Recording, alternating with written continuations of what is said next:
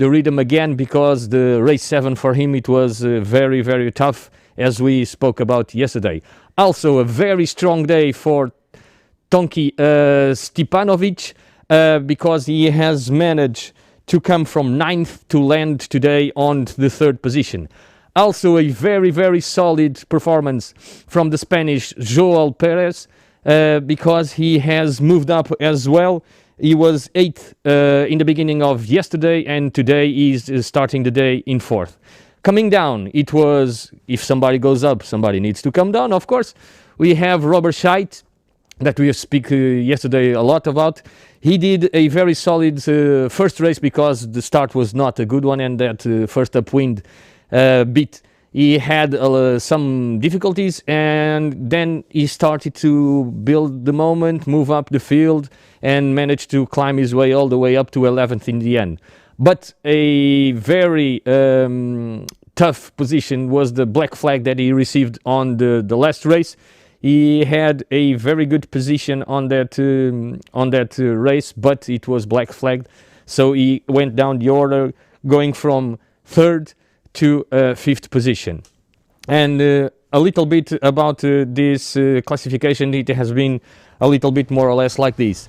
As you talked about, now running for the qualification in front, we have the Spanish Joel Perez. Is clearly at the moment with a very, very solid advantage, because he has net points total, it's the 47 points, and the second sailor coming behind him trying to fight for that second place, it's the Dutch Dukubos with 75 points. But close to him we have 1, 2, 3, 4, 5, we have 5 sailors. Yeah, it's going to be I mean, the last 4 races are really important, because there is only one discard at this regatta, and if you look at what is posted right now, we have several people with BFD, so they already lost their joker. So now they need to be more careful at the start to don't be BFD again, I mean, or UFD. So this is really important. Yeah, I mean, it's still very close. I mean, as I said yesterday, Joel Rodriguez from Spain, who is the leader right now to get the Olympic spot for Spain. He's having a good week, and as I said, if he's good, if he is this week, he can do good. But just remember that it's going to be totally different wind condition today, and you need to give the best if you want to be in front. So might see some changes in front, because it's going to be really a tough regatta. Yeah, it's going to be tough today. And we need to remind you that the day broadcast will be a little bit different from yesterday. Yesterday we had, first we had the man, then we had a pause, and then we had the silver was also going out in the Ilken 7. Today we have all the gold fleets going out on the water already. We will see first the race number 9 from the man, so the third race from the gold fleet of the man, and then we will try to follow the 10th race of the women gold fleet as well. So today we have race number 9 and race number 10, and we will try to follow these 2 races. If we have the chance, we will go a little bit to see a little bit more of the other races that are happening again as well. Going to the leaderboard of the women so far. So yesterday we had the same lady that we have on the leaderboard on the top of the leaderboard, which is Anne-Marie Ridon. Anne-Marie, she had a strong day yesterday as well. In the first race that we went live with them, she had a last downwind very, very strong, and she overtook the Swiss Maud Jayet, that was actually in first position at that moment. Second position, we still have Marie Barou, but now she's a little bit further down. Yesterday, the lead on the beginning of the day was 8 points, and today we already have a lead of 13 points. So she managed to extend a little bit. Further down the order, we had a very solid day yesterday from Marie Jayet, Maud Jayet, sorry, and she managed to climb from 4th to 3rd position. And a very good day also for Monika Mikola from Finland. and she managed to climb from 9th to 4th position. The Swede, Josephine Olsen, also managed to come from 8th position overall to 5th position overall, and a little bit to the same of what happened to Robert Scheidt. The Japanese Manami Doi, she came down from 3rd position to 6th position. This was a good day for yesterday, a little bit less moves on the leaderboard than on the men, but still a lot to play for. Yeah, well, we could say from yesterday, I mean, we saw again Anne-Marie Rindon very consistent, and she got worst place 12 yesterday at the last race, so 12 is still a good race in a way. And everybody is, well, I will say it's going to be a different race today, so we might see some changes. I mean, there is some sailor pretty good in lighter wind who might not be as good in stronger wind. We're going to see. What we see is if we look, for example, at the Greek girl Vasilea Karachaliou, she had some very good races, like a second yesterday and 2 first, and she had also some races over the 20. So it's kind of difficult in this condition, and what is remarkable when the people are pretty consistent. But even if you look at the number 2 and number 3, they had a 29 and 25, which can be the joker for them. But at the end, it will be a lot of points. And of course, today, with a very strong wind, everything's going to be, again, different. But we can also notice that because of the cat with the gold and the silver, a very strong sailor who is a silver medalist in Rio, who is named Annalise Murphy from Ireland, is not going to sail in the gold. And she's one of the best sailors in the strong wind, and she will not be there. So that's also an advantage for the other, that she couldn't make the cut and couldn't be in the gold fleet, because she's very strong in those conditions. Yes, thank you very much, Jean-Luc. Also, we need to see a little bit what will happen today. And we are going to show you a little what we have prepared. The race course setup is going to be like this. We have the start, and we go all the way upwind to the first upwind mark, which is the number 1. Then this is the first fleet that sails. Then they go in the reach for the number 2 mark, downwind all the way until the gates, now here showed by 3S and 3P. Going upwind again, they go to the mark number 2 again, and then they come back and in the middle of that gate for the second time. Going down all the way in a little reach to the buoy number 5, and a little short beat up way all the way to the finish. This is the outer course. We have also the inner course, which will be used in the second race. That will be used for the women. Yes, this will be used in the women. Thank you very much, Jean-Luc. As you can see now, instead of going to mark number 2, they go 1A, and then they come to the gate on 4S and 4P. This being said, it's used, and then they will go to the outer loop as well, so that they can go to the finish line, where is already set up and used for the first race that uses the outer loop course. So these are the 2 race courses that we have on the water at the moment. I remind you that on the water we have Nino Shimueli from Israel, which is our principal race officer, 3 times Olympic presence as race committee, one of them as principal race officer.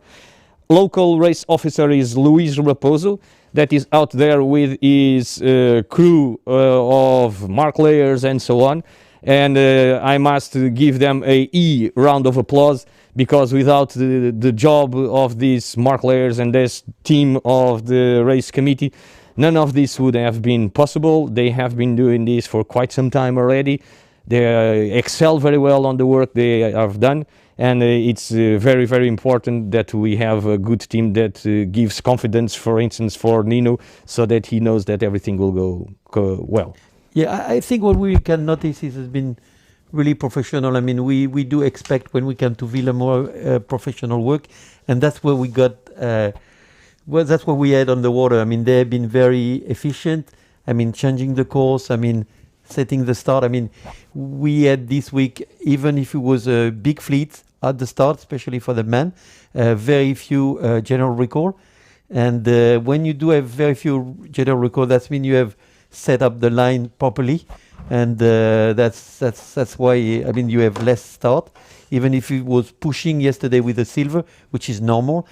But no, I mean, everything is really well organized. Everybody knows what they have to do, and they are also doing a good job on the water. I mean, the coaches stay away. I mean, it's really nice, so we can really see good racing, and they are very efficient when they change the mark or when they put the gate. So, I mean, it's really pretty impressive, and that's what you want to expect when you go to an event like that, to have something professional. And that's why we came to Vilamoura. Thank you very much for that compliment as well. I could not let this opportunity pass and not speak about the 65 staff person from Vilamoura Sailing that not only on the water but also on the shore makes this possible and make this event the professional event that it is. So also a round of applause for the staff on shore that does a very good preparation and keeps running this event so professionally as it is. Now now we are in the preparation of the start, and you can see, I mean, there is quite a waves condition today. You can see how the race committee boat is moving. Very choppy, and you can see the race officer who is already checking, you know, with the big pole. I mean, she's checking the line. So we still, the flag has not been put down for the last minute still. So yeah, and so we have uniform up. So we are between the 4-minute gun and the 1-minute gun. Exactly. So as we are saying now, we are already with starting procedures. The starting procedures, normally they go 10 minutes flag. We put an orange flag up so that the sailors know that we are already starting the procedures. Then in the 5-minute gun, we have the race, the ILCA flag, yellow ILCA flag, which is the class flag, so that they know there is 5 minutes to the gun. Then we have the uniform flag that goes up in the 4-minute gun. That uniform flag, which is that square white and red flag that you can see in the back of this race committee boat, will go down when there's when it's 1 minute to the race start. And then that yellow with the ILCA logo on it will go down. It's 0 seconds to the start. All the way in our right hand side of the screen, very little you can see. On the bottom you can see a small boat with an orange flag. You can almost only see the flag. That's the pin end side. So less than 1 minute to the start at the moment.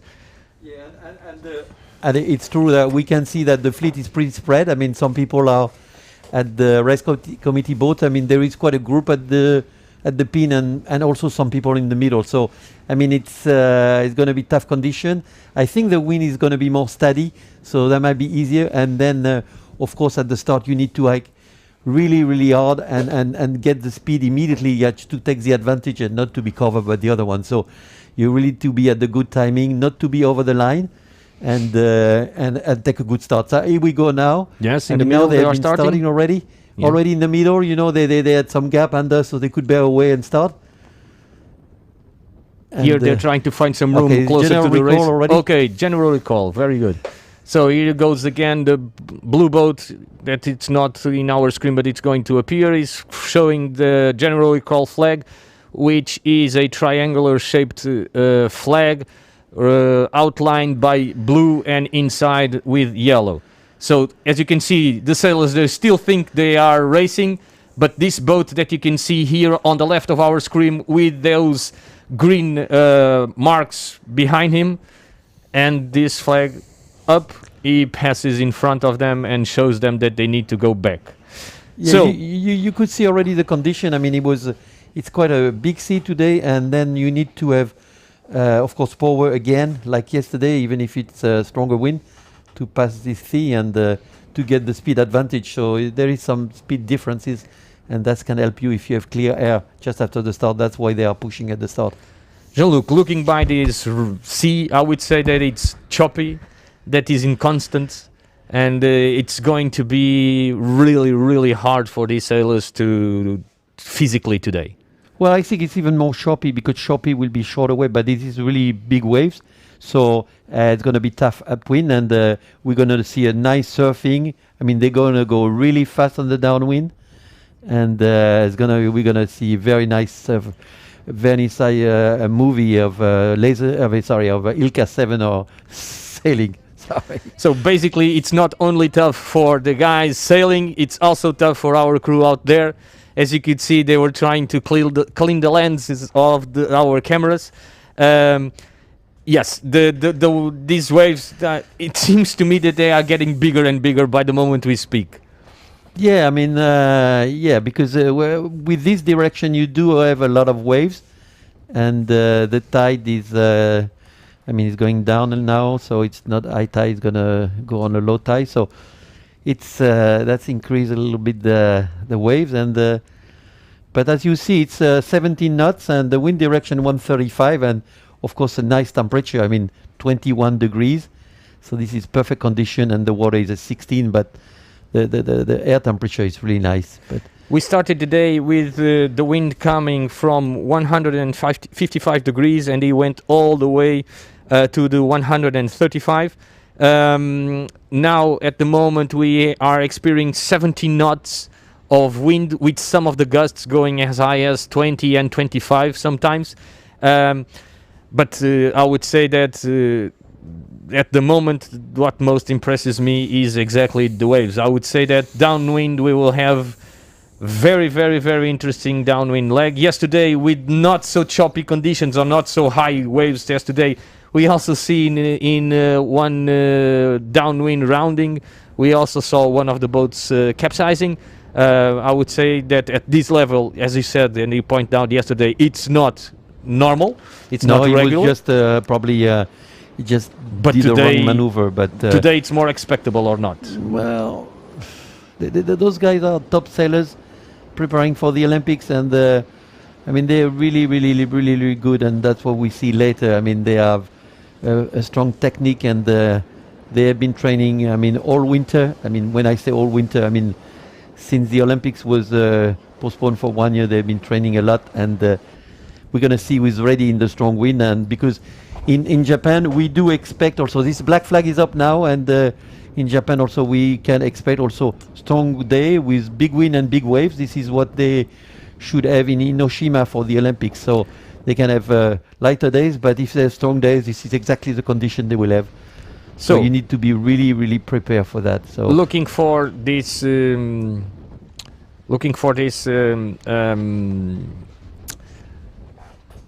attitude from the race committee, I would say if they already are using the black flag, it means that they are sure that the starting line is very well set up, and what they think is that the participants, the sailors, they are trying to control the sailors, I would say, because perhaps they are a little bit jumpy at the start of the day. I think we're getting to the last 4 races, and there's also pretty kind of a stress from people, so they're really pushing. And they know already at the first start with a U flag that there will be only UFD but not BFD, so they can push it a little more. So I think that was the right decision from the race committee, just to move now to the black flag, because they should not lose time. And if they think the line was probably set up, that's why. But keep in consideration, it's not so easy also because of the wave to see. Both sides of the line. You see it from time to time, but I guess when you have a wave, you're a little more down, so it's not that easy. But I think they will be able to start now. We can see now Robert Scheidt next to the race committee boat.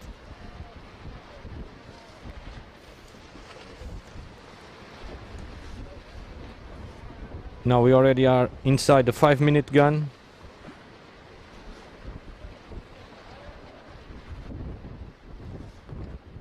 We will be waiting to the signal of the last minute, so it's gonna come shortly now.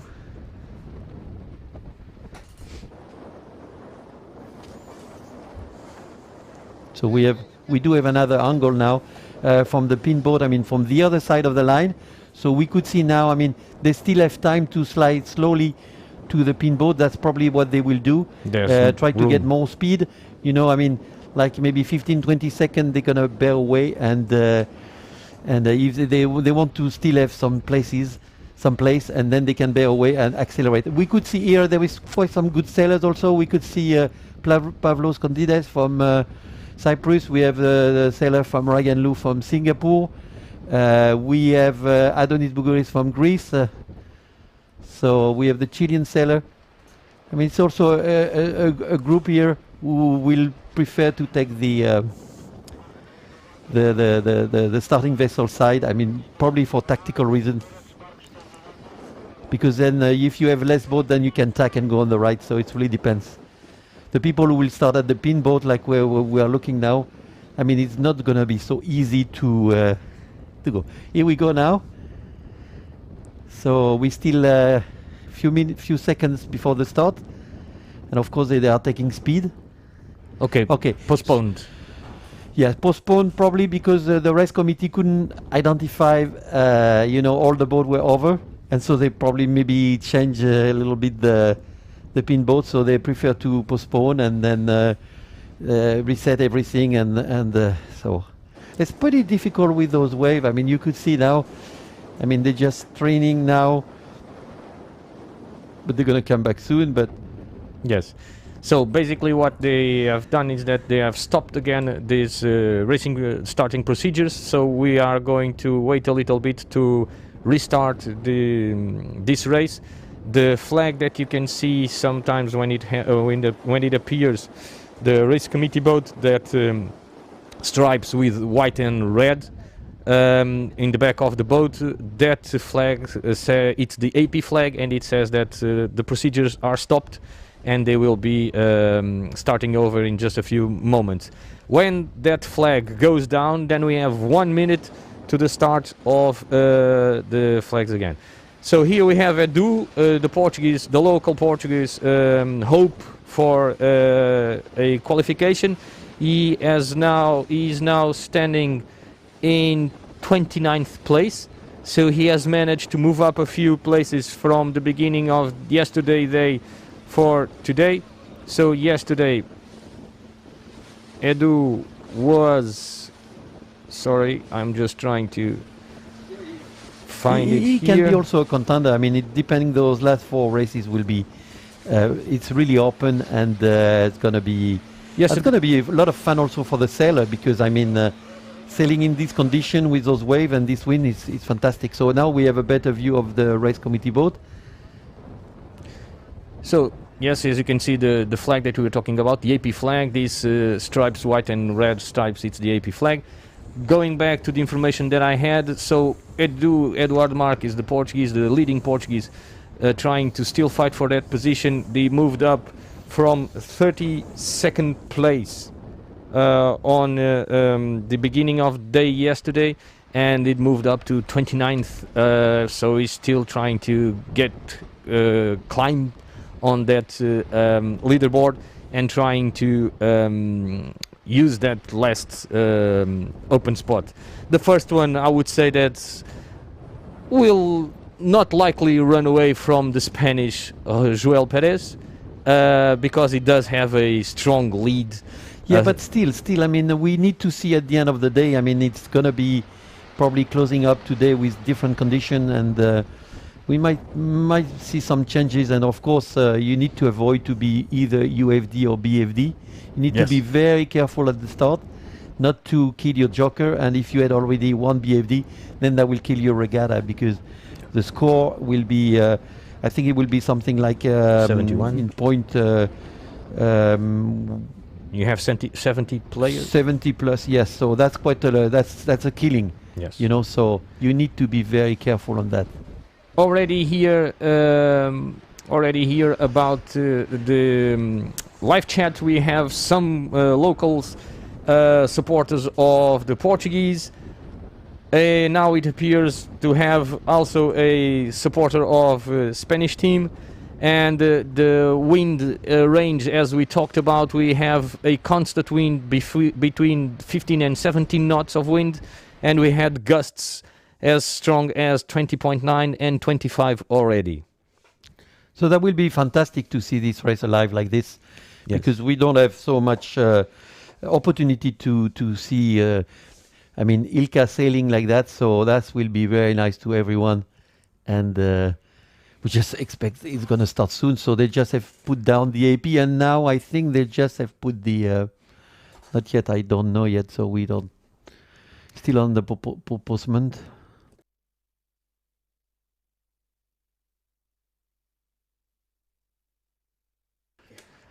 So now, in our image, we also see some of the other classes that are still here training. Okay, so we now have the AP flag down, and we already have a 5-minute gun up. We will try to give you the 4-minute gun so that we can have a countdown. Here So we go, 4 black minutes. flag. Still on the black flag. So I managed to count them. We now have around 3 minutes and 50. With the sailor from Slovenia, Luka. And Montenegro is- sailor also passed there. Yeah, qualified for the Olympics. The Russian have the spot also. So I also can see Robert Scheidt going to his usual place in the middle of the line. So we have been seeing this week that he has been choosing a lot to start from the middle of the line. Yeah, I guess I don't know exactly his tactic. I didn't ask because and he will not tell me. But we have the impression that he's always pretty conservative to because he knows that it's a long championship with only one discard. So if you are conservative, but he's also sailing He has pretty already well. I have a mean, BF flag. but he tried not to take too much option and stay in the game and stay with the others. Yesterday we had 5 black flags in one race, plus some retirements and plus some penalties from pumping the sails. So in a total we had around almost 10 people that was going with already a very bad result for today's race. As we speak about that, we can see here coming closer to the race committee boat, Robert Scheidt on the image. We have 2 minutes and 40 seconds to the start. Yeah, I think from time to time you get closer to the boat. You just want to see and to check if the wind has not changed, because sometimes it changes, very quickly. And then if you have a couple of degrees, that's really make a difference at the start. Here close to the racing start, we have the Italian boat. I just saw it here, sorry.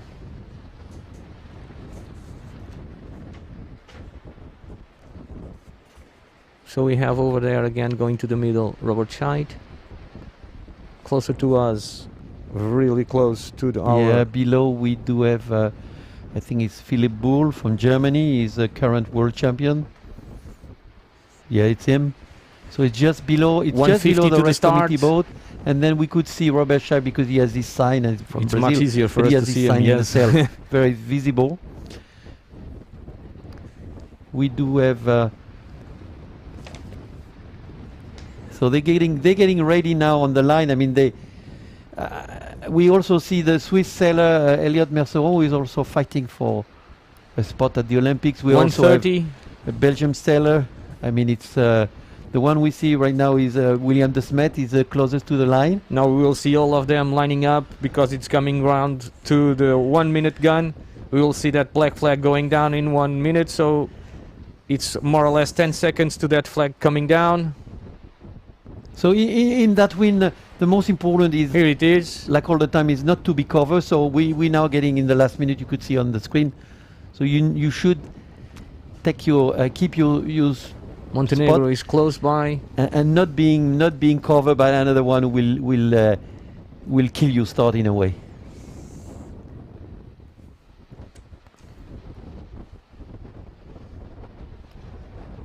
Okay, everybody lining up very well. I So would the say game that is- on the pin end there's a very advanced boat. 33 seconds to go, half a minute. I mean, the most important also, sometimes you try to hide it behind another boat and just try to, when the gun is, to just come out, because you Okay. should not be over the line, you should be just behind the line. I would say they are risking a little bit too much at the moment.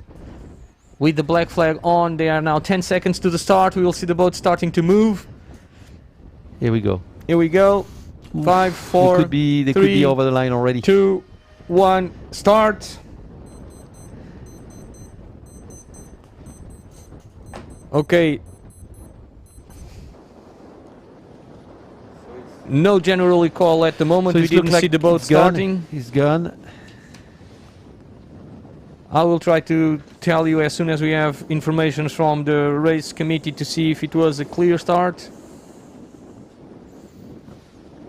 Here on the left-hand side, So here we have the Italian. Giovanni Giorgetti, who is unfortunately got a DNE yesterday. We'll drop him in the position. He won one race. Okay, general recall. Oh, that's general recall. So So that's if it's general recall, do you think they managed to pick some of the numbers and it will be there? I guess because they probably have picked some numbers. I think the race committee was talking with the pin boat and they are collecting the numbers. So what's gonna happen now? They're gonna post the boat who are black flag, and they will not be able to start this race.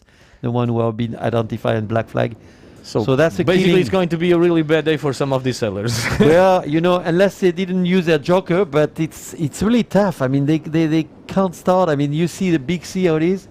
So it's not an easy day. It's not an easy day for the race committee also, because I mean, you see when they're on the boat. I mean, how much is moving, and so it's pretty difficult. And I mean, it looks like quite a lot of tension between the sailors. Okay. Because we're going to the last 4 races. We called it at 20 seconds to go. We said that they were too close. We said that they were a little bit too jumpy again. And it appears that we managed to see that right. But it's going to be really interesting to see which numbers will appear now on that board of the race committee boat. So what will happen is that now in the back part of the race committee boat, I would say on the back, on the right side of the committee boat, we will see a board which is going to be BFD, which is black flagged, and on that board it will appear the number of the sail of each sailor that will not be able to take part on this first regatta of the day. This race of the day, race so number let's see 9. the board. The board still doesn't have numbers from what I can see. As you can see, one of the crew members of that race committee is writing down the numbers. And we will, in just a few moments, look at that board again to see what will happen and who will be out. We will try to give you as soon as we can the identification name from that will correspond to the number, and we will try to, as soon as possible, explain to everybody who's going to stay out. You could see quite a few boats now. I mean, quite a big number.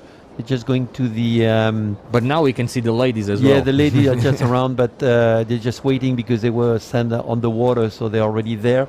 There is normally a 30-minute gap between the start of the man and the woman, but of course because of the general recall and the delay and also the postponement. The ladies should be starting in 6 minutes' time. Yeah, they should but have. It's not but going to happen. Hopefully, I mean, it's going to go fast and they will start the next start. So you see, Here so the sailor Portuguese just come to check if their number is on the board.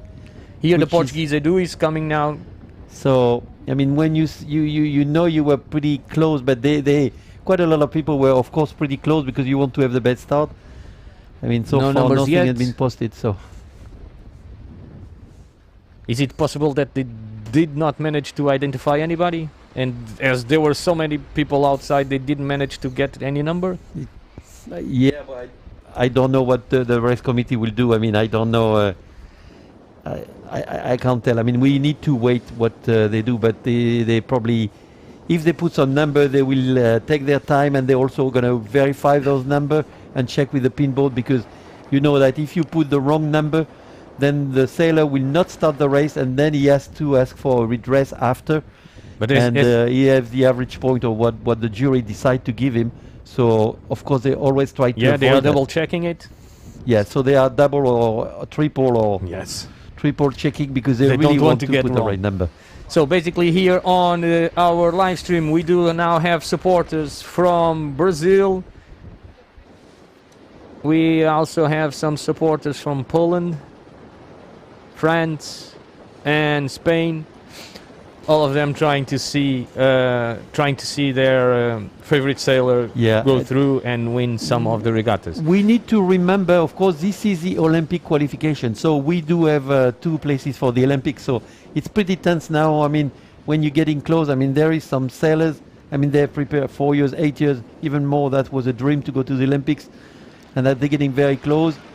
And, well, you know, the tension is building up. The tension is pretty, it's pretty high, and of course, last chance. Yeah, last chance, and each point will be important. I mean, well, when you are qualified already, you are more relaxed, but when your country is qualified or the sailor is qualified, but for those non-qualifying and just trying, because it's pretty difficult for the European. There is not so many places total now. There is a reduction of a number, only 35 places in total for the ILCA 7, so there is less places in total, you know, by continent, and there is a lot of good sailors in Europe, so it's pretty tough for them. Many countries, I mean, if you think about it, we have 44 countries here, especially in this time of COVID-19 and difficulty to travel and take a plane and come over. So 44 countries is quite a lot. Yeah, 228 sailors, 113 coaches. So we have a lot of people here. 113 coaches. I mean, this is pretty amazing. I mean, this is a big number. So you see the importance of the event.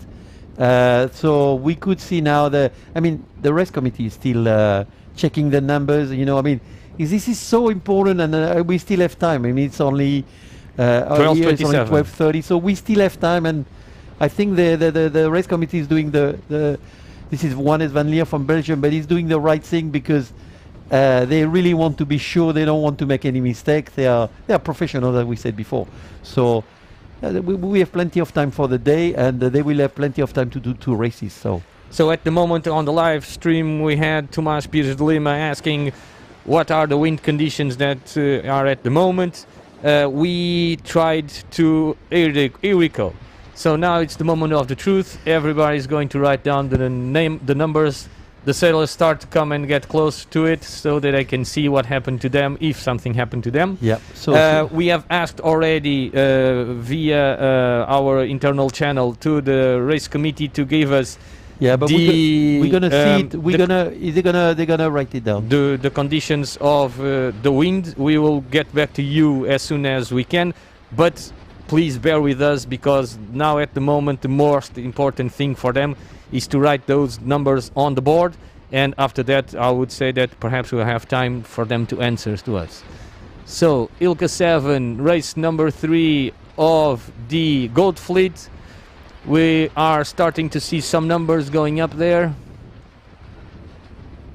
Luis, write the bigger number, please. So black flag. Okay. Oof, we have 1 number so far over there. No, not yet, no.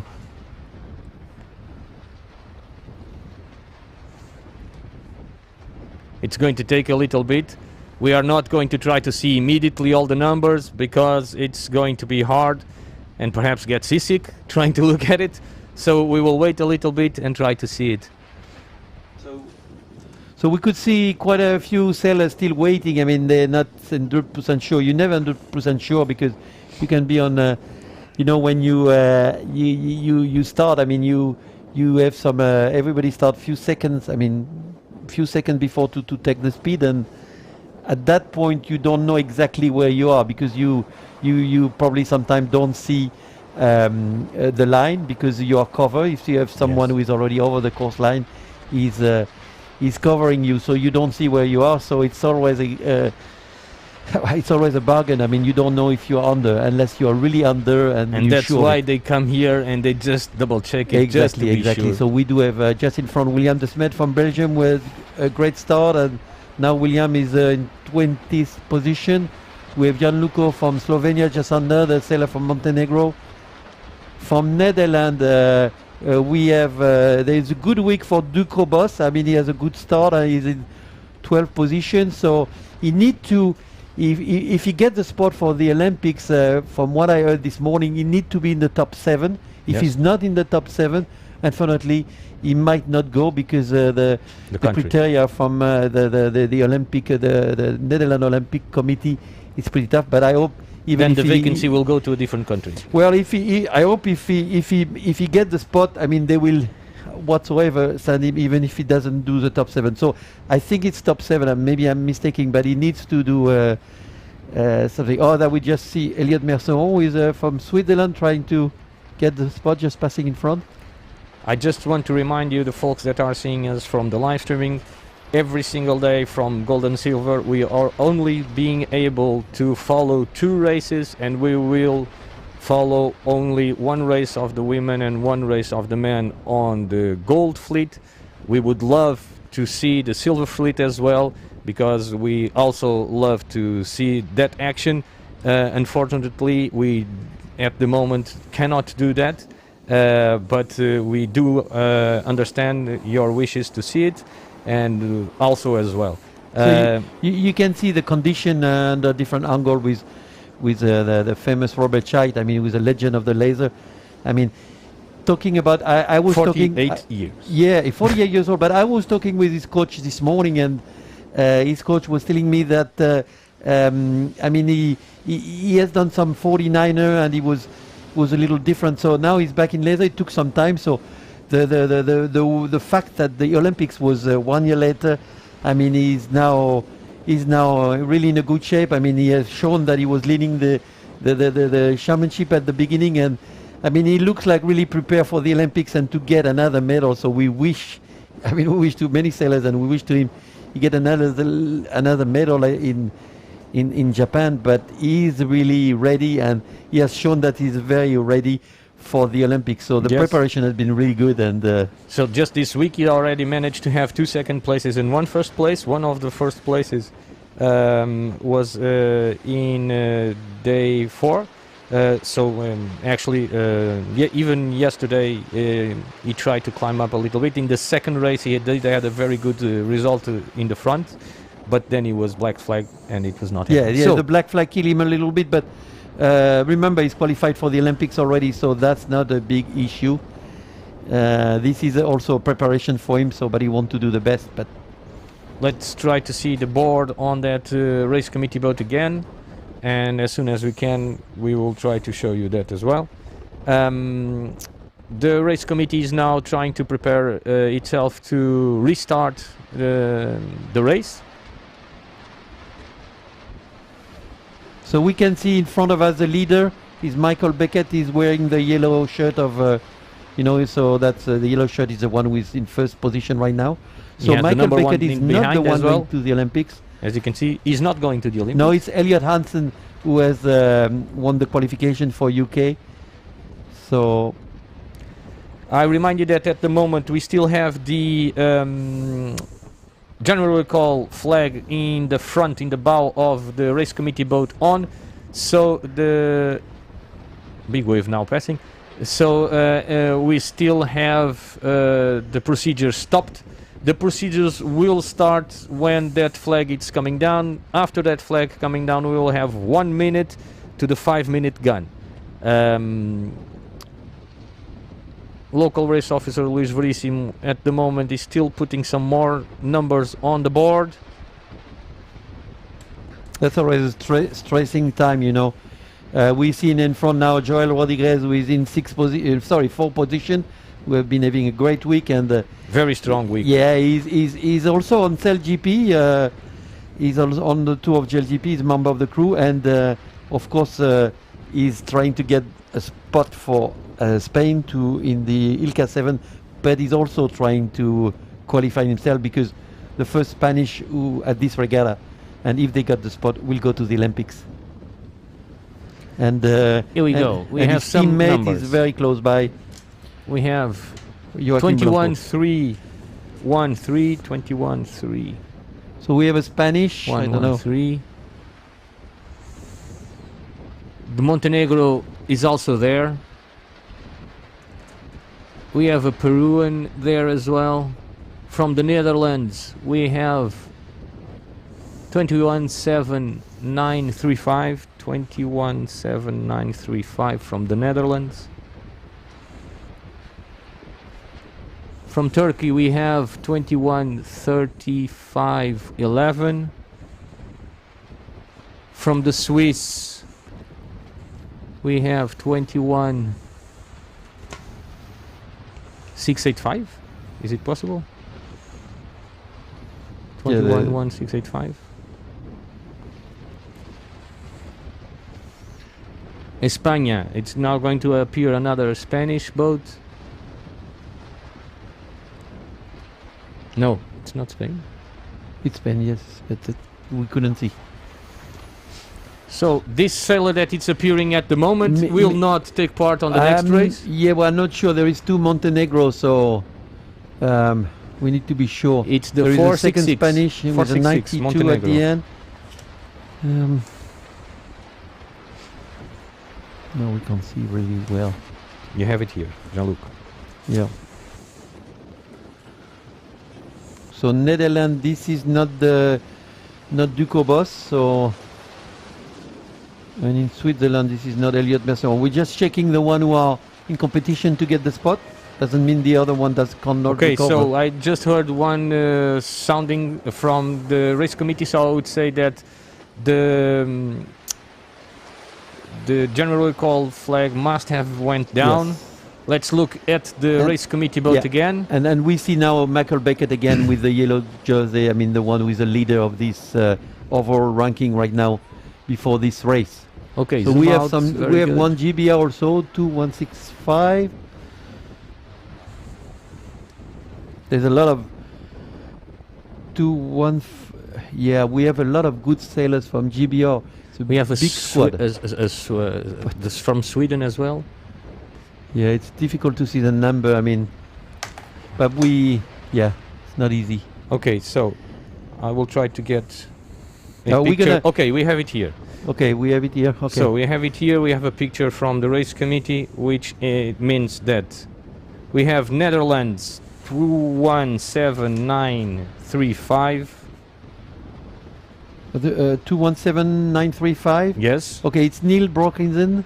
Niels Yeah. will not take place. The Turkish 213511.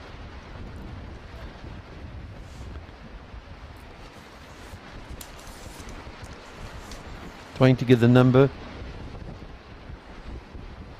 From Spain we have 213113. From Spain. So it's not Joel Perez. And I don't think it's not Joaquim Blanco.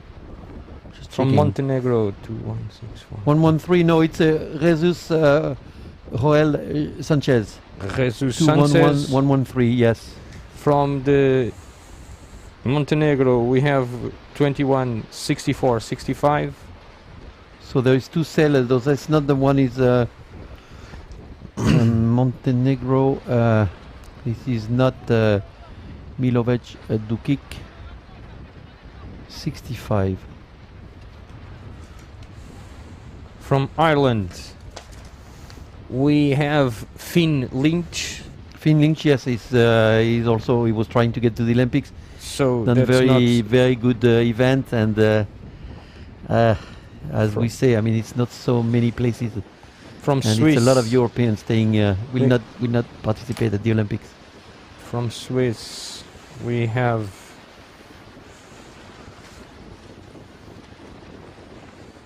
it's down the order a little bit more. Okay, so this might be the 5-minute gun. Let's look. Yep. No, it was not the 5-minute gun because I Swiss, don't see. he's probably Nicolas Rolas, no? Isn't it?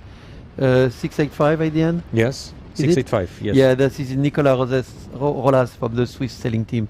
Nicolas will not Actually, go. 62 overall, so that won't Okay, help him. from GBR 216159. GBR 2165.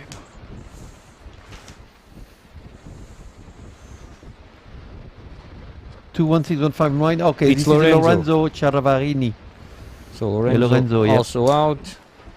Lorenzo was on the From Peru. top 3 at the Europeans in dance. From Peru. So there is only one sailor from Peru. So Peru and he already qualified to the Olympics. It's he had a good standing, and he's right now he's 9 overall, Stefano Peschiera. So that's a killer, because he got a BFD yesterday. So now he's entering a second BFD. I mean, not a second, but I mean he can discard only one. So if I'm not wrong, yeah. So he's gonna get 71 points add to the he's scoring right now. That will drop him down. And from the ESA, so from El Salvador. Yeah, El Salvador. I think it's only one as well. It's only one sailor. Yes.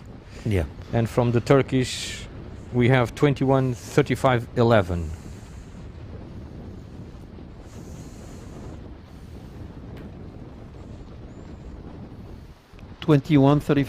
So it's Yolcin Sitak So from Sitak will also Fenerbahce stay out. in Turkey. So these are, and we're still missing the Hungary, from Hungary 2, 1, 3. Yeah, so 0, it's only 9, it's two 5. brothers, so it's one of the brother. But they were Um, on the. On the So hunt. it's either it's Jonathan or his brother. Which one is it? 2, 1, 3. No, it's 095 Okay. in the end. So this is not Jonathan. This the other one, the other brother. So one of the brothers is out, one of the brothers is in. Yep. Now we have the 4-minute gun already, and black flag again. So that board can have more numbers in just 1 minute. No, 1 minute, no, 4 minutes. Here we go again. Yes, this is Benjamin. Benjamin was in 22 second position.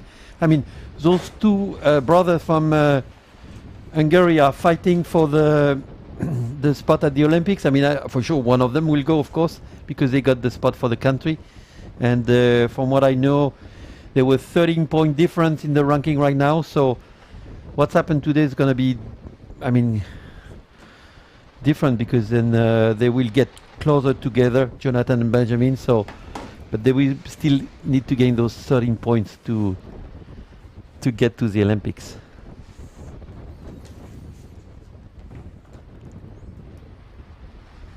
So there is now a new attempt to start. I mean, we are now still under black flag. You can see the sea condition.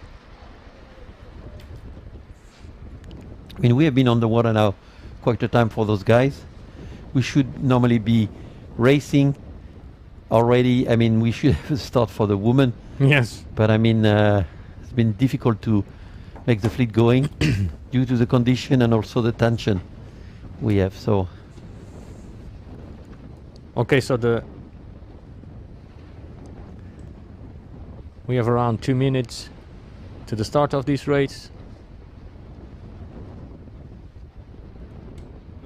look how the race committee board is moving. I mean, it's just very Look at shocking. I mean, Verissim on the top of it, Yeah. trying to hold himself to something. Nino just looking around to see if everything is good.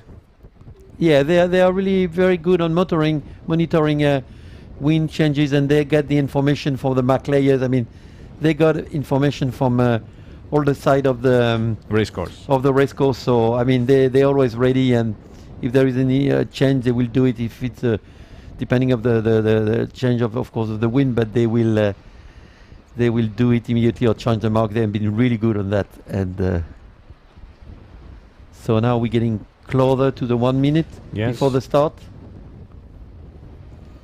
Okay, Here we so are. 1 minute to the start. So we see it's less people than before, or maybe they're a little under I would say the race committee board. I can't really see now, but yeah. and it might be busy on the other side of the line. We can see we can see Belgium. Okay, you see on the other side of the line more people now. The point is they should not arrive too early, because then they will have to luff and Stop to the avoid boat, the race yes. committee boat. So they are pretty close right now. I mean, we're still 29 seconds, and you need to take some speed. So the first boat, the closer to the pin board, is always trying to block the other one to keep some gap, and then he can bear away and down. accelerate at the Yes. start. So this is a game, but you need to, the calculation with the timing is pretty tough. Always. And So in the here we middle go. of- so we see more people on the left, other yes. side. Yes. Yes, on the left, and they are starting to move away. 4 seconds, 3 seconds, 2, 1. Oh, I think it's really close on the pin end. Really close on the pin end. We will see. See Guatemala, and I think Yes. it's again Giovanni Giorgetti. I mean, it's him again. I mean, he was the first one the race before. We do have a little upper. We have Alexandre Boite, and just under we have from Guatemala. Let me find his name again. Juan, who has been fourth at the Olympics in So London. really good, strong from really good start in the middle for Robert Robert, Scheidt, so with a lot of speed, as you can see. yeah. Here the Italian with 21.7611. It's also very strong in speed. He has a lot of space to bear away and be fast if he it's needs. Alessio Spadoni, sorry. He's really strong in this condition, and I'm not surprised to see him there. I mean, he's really, really fast. The good point we can see also the French sailor. I mean, has had a really good start also. I mean, this is Alexandre Boite. He's doing really good.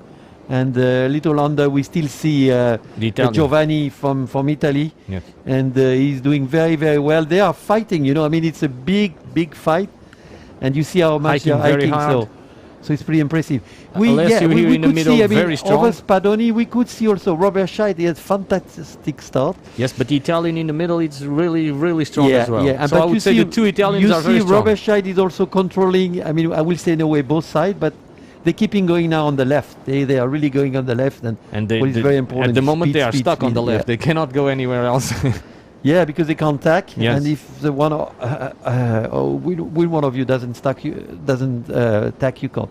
So we will see try now. to give you some image on the right hand side as well. Yeah, we see now. I mean, the French Alexandre Boite is a little bit losing compared to the other one, or maybe it's a different angle. Yeah. But we have a little bit next to Spadoni. We have Jean-Baptiste Bernaz, who is also the sailor who going for the Olympics of France. Is really, really strong in this condition. He has a huge experience. He has been participating in tacked. the Olympics. Yes. Scheidt tacked to the right. So we'll try to show you as well the right hand side of this race course as soon as we can. So we could see a big fight. I mean, yeah. So Jean-Baptiste Bernaz has a big experience, and he's a big contender for the medals also with some others. So Okay, so I would say from Scheidt to the right, everybody's going to the right. And from the German sailor here to the left, we have a pack of 12, 15 boats that are still coming to this side, yeah, this they've left-hand decided side. to keep going on the left side. So we'll see, and we'll see what's happened. I mean, they choose that side.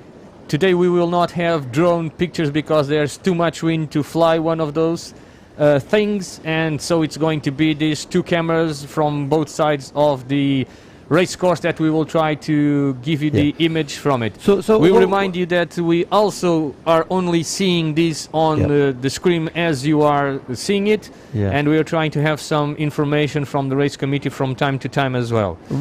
Regarding the first sailor, I mean, Giovanni, who is the first one, we have different vision, but right now we couldn't be able to tack because he couldn't pass over the other one, so he had to keep going.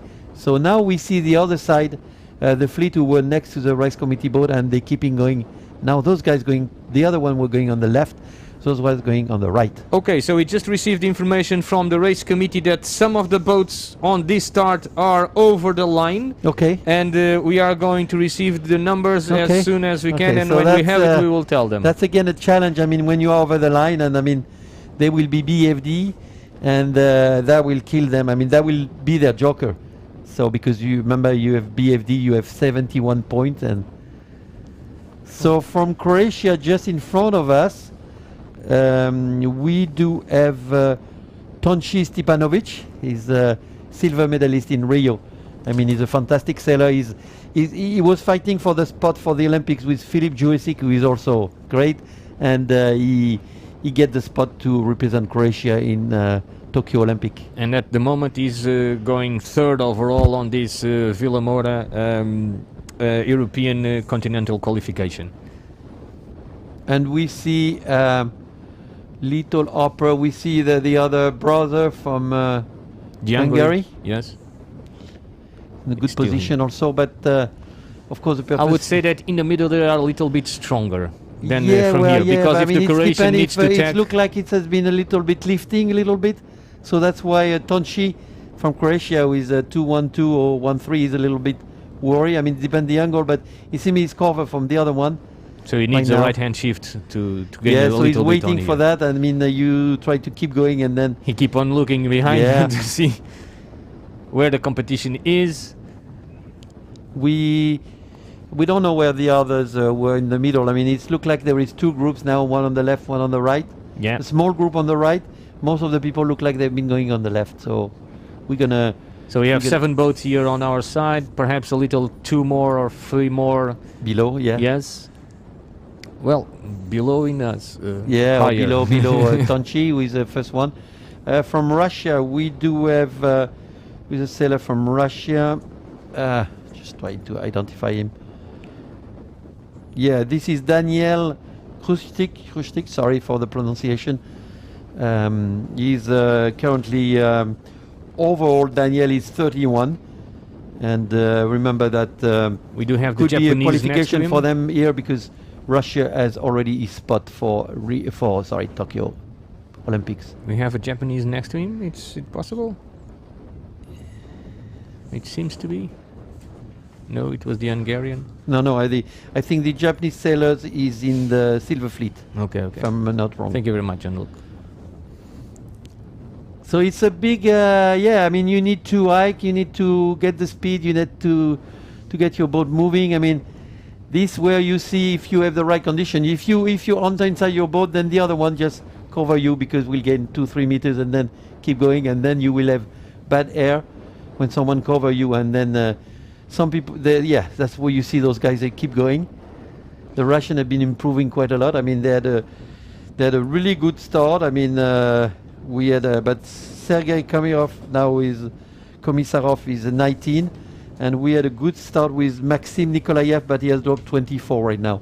I would say that now we can see 2 boats that are very strong, closer. Here, still on the right, but Yeah. closer to the middle of it. Yeah, they look like they have an advantage, but it's still. But It it really depends on the angle of you know what I mean? our camera, And right? you could see the sea. I mean, it's a really strong sea today, so it's going to be a very nice image when we will go on the reach and downwind. Remember, those guys go upwind, and then after they take the first reach, and then And then after they have downwind. the run. So which we is- have one of the Spanish yeah, guys he's stuck here. already. 6-4 at the end. It's not Joel. No, it's not. It's not Joaquim Blanco also. So we do have quite a lot of Spanish also.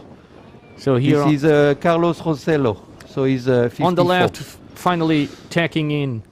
Okay, It's that's probably Alassio. Spadoni. I'm gonna check, but yeah, this is Spadoni. This is exactly his weather. I mean, he's really strong in strong wind. He has done He came all the way to the left. yeah, I mean, I'm not surprised to see him there. I mean, I will have say, yeah. I mean, he's really strong, and you can tell the way he's sailing, and that's gonna be good for the Italian because he's not so far in the ranking, and he's actually 27. Well, he got a 47 who killed him yesterday a little bit at discard, but he has a 233. But he has some good races, and he can do really good in this strong wind. So we need to see where he is now, and he's really fast. You can tell, very, very fast. Okay.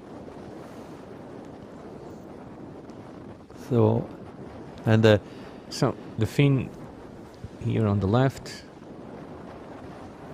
yeah, he's probably in a very good position.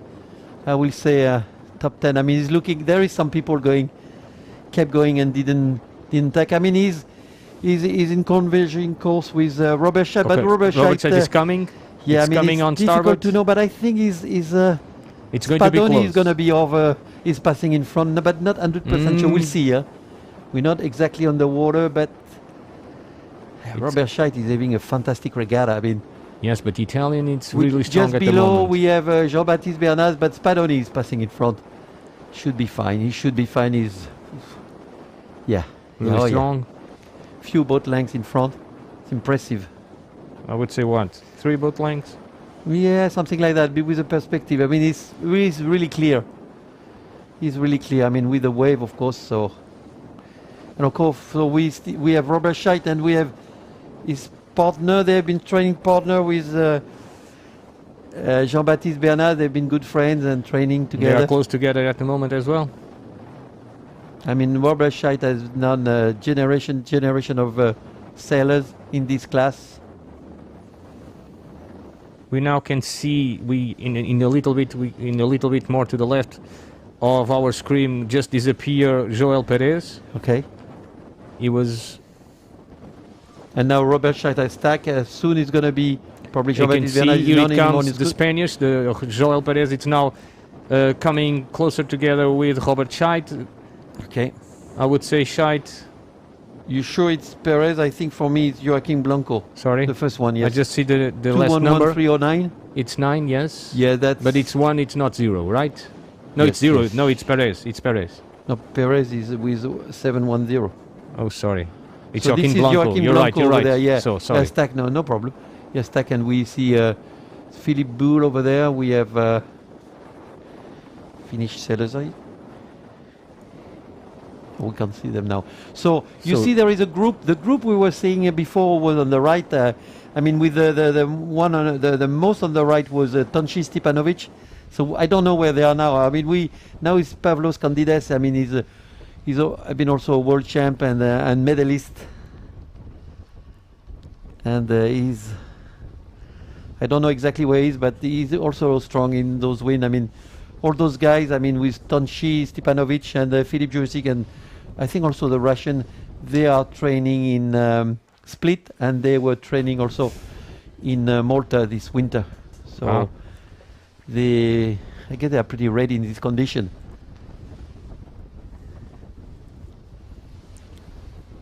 Some technical problem here on this side of the race course.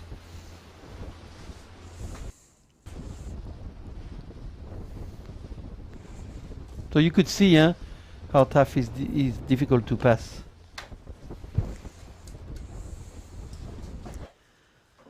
So we have, well, we're just showing.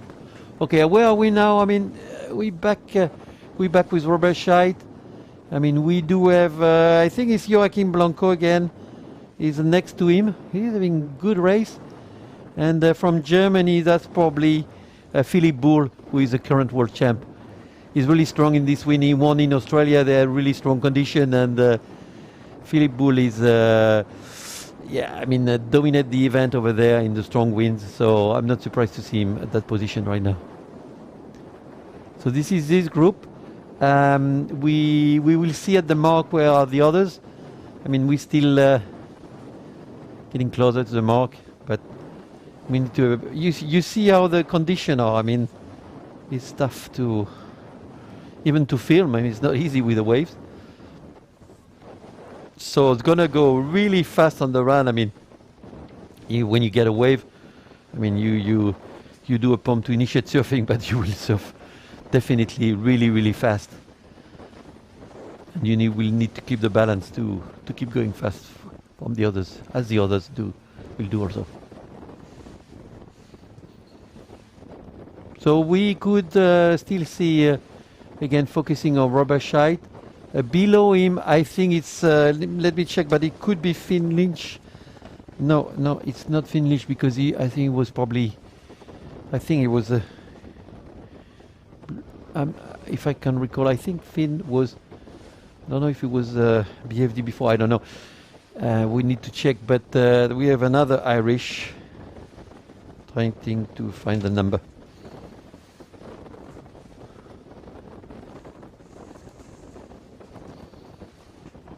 This can be Liam Glean. I can't see really the number. I think it's Liam Glean, yes, because Finnish was Black Flag, if I'm right. And then we have also another sailor from UK. Trying to find him.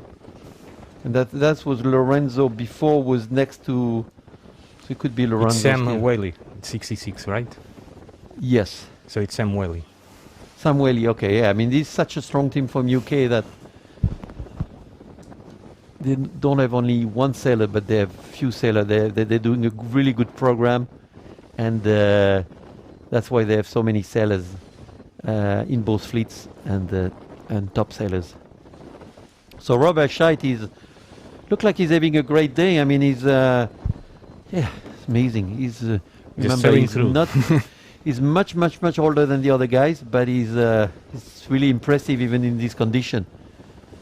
I mean, that's why we call him the king of the laser. I mean, he's a legend for everybody. I mean, we're king of the laser and now king of the Ilka. Yes. Because he has won many laser world championship, and at now the moment we are also having the start of Ilka 6 with a general recall. Okay. So Ilka 6 with the women gold fleet, the first race of the day, just had a general recall. So it seems that for the starts of the day, everybody, even the women and the men, both sides, they are trying to get the best start they possibly can, and just by doing a few jump starts as well. So we will keep you noticed as we get some more information from those teams as well.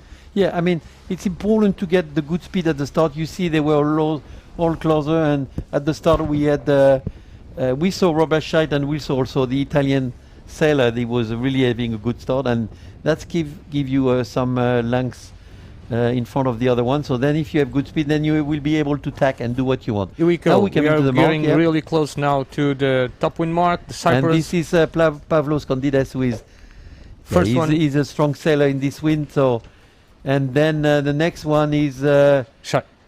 from GBR, and I think it's Dukobot just past Spadoni from Croatia, Tonči Stipanovic, The and Russian. the Russian from Spain. Difficult to see the number each time, but it's pretty good. Elliot Merceau from Switzerland looking for place. Charlie Buckingham, I mean, from Argentina. Okay, we saw Juanes Van Leer. Yeah, it's Now Scheidt pretty only now. interesting. We have now Philippe Jurisic just passed Robert Scheidt. This is William de Smet from Belgium. I mean, With two victories already this week. so they're really close. Imagine, I mean, such a long beat, and they're just passing, few meters. So close. it's really important. So now the So the right hand side paid. Apparently well, a little bit more than it the looks rest. like. I mean, we do have now Jean-Baptiste Bernaz is good in this condition, but I don't know what he did, but he was not the right choice, and he was close to Robert Scheidt at the time, and he Yes, he has continued lost to quite a the lot. left and Scheidt Yeah. come a little bit earlier to the right. So now we have a big lead for Pavlos Condides. I mean, he is not having a good week so far, but it seems like with the wind coming in, he's now ready for the big fight and show what, as a former world champ, what he can do. So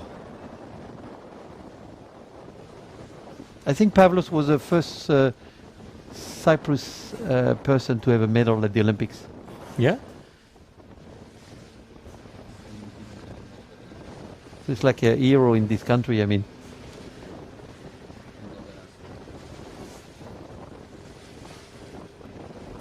you can see the technique and he's handling the boat. I mean, in this condition, it's pretty even difficult for the jury to follow them. They're going really fast and see what they're doing. Yeah, this is So- the first reach. So the second leg of this course.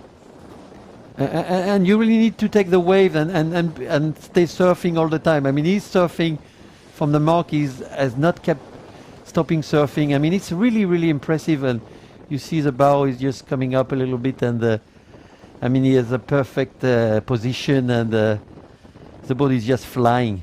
It's amazing. Even for our crew cameras, it's being hard. No. I mean, we talk about the new. A new foil and new things, but even on the laser you have I mean, he's having a great fun, and it's a pleasure to sail that boat in this condition, so it's pretty amazing. It seems to have a very strong lead at the moment, and is going at the moment towards the first mark to go to the downwind leg. He should be getting there, I would say.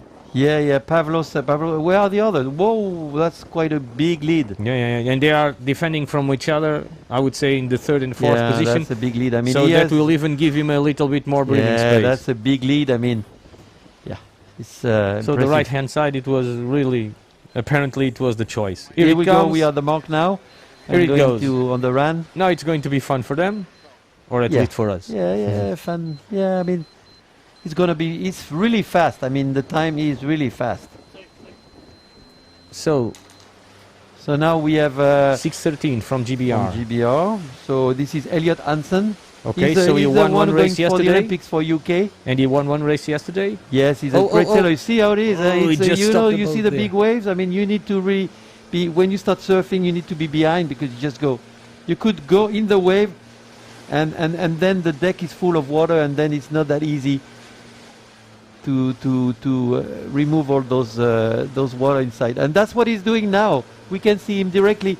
He went in the wave. There was a lot of water in the cockpit, and now he's using his his feet. Just he's pushing the water to empty the cockpit. So that's exactly what's happened. So he needs to be now more careful, you know, because he had this big wave and just A little bit of a nosedive in that. yeah. I first mean, wave. that's happened sometime. It's a bigger wave than the other one, and he was not prepared for that. So now he's going to be more careful. I mean, he's a big contender also for a medal at the Olympics, and I mean, he's a great sailor. So you see the big difference. I mean, the big gap between them. I mean, Pavlos Contides from Cyprus seems to be it seems to be an easy regatta for him right now. I mean, Yeah, but He's, there's nothing easy about this. no. But he seems to be in control, no problem. Always trying to get the surfing. So we do have, of course, surfing condition. Of course, nobody ever doubt about that. So he's really initiate surfing when he can. There's only one surf When you per look wave at this, it you're allowed seems to do that. easy. Sorry? When you look at this, it seems easy. Yeah, it's look easy, but it's a lot of speed and a lot of fun and to take those waves, and also you need to feel the wave. So yeah, Pavlos is doing something great today. Again, we saw yesterday on the women fleet that some of the sailors can go in very deep down Yeah. angles, and we can see also over there in the Yeah. left hand of our I screen. think they're going less today because it's more wind, Yeah. so you don't want to go too much opening the sail. You can so you really actually be see careful. a Look big at the difference waves. here from Look at the wave, amazing. So you see now you have a good view of the fleet. You have the jury on the left looking at Pavlos and the rest of the sailor. So it's Pavel just sailing a very good race, very clean.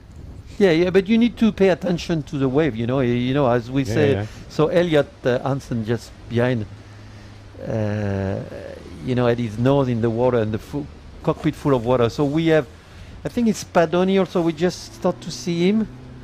Yeah, that's Spadoni But just behind. both Very strong Pavlo sailor. and Anson, they are already qualified to the Olympics. Yeah. And Spadoni is there. I mean, he's doing really good. I mean, I think he has recovered. Look at A the little speed bit. on Pavlo now, very good. So The Italian still on the hunt for the place. who's that?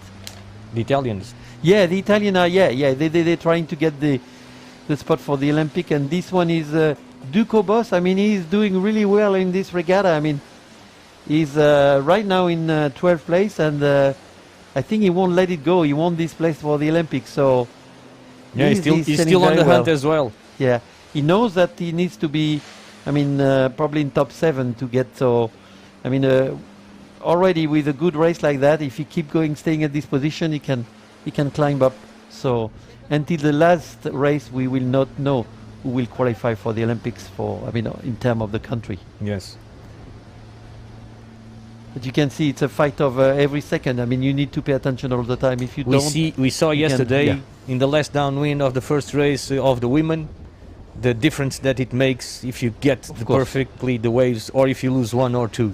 of course, It was really painful to see. Yeah. But it was really obvious I the mean- result of getting one wave when your Yeah. opponent doesn't get it.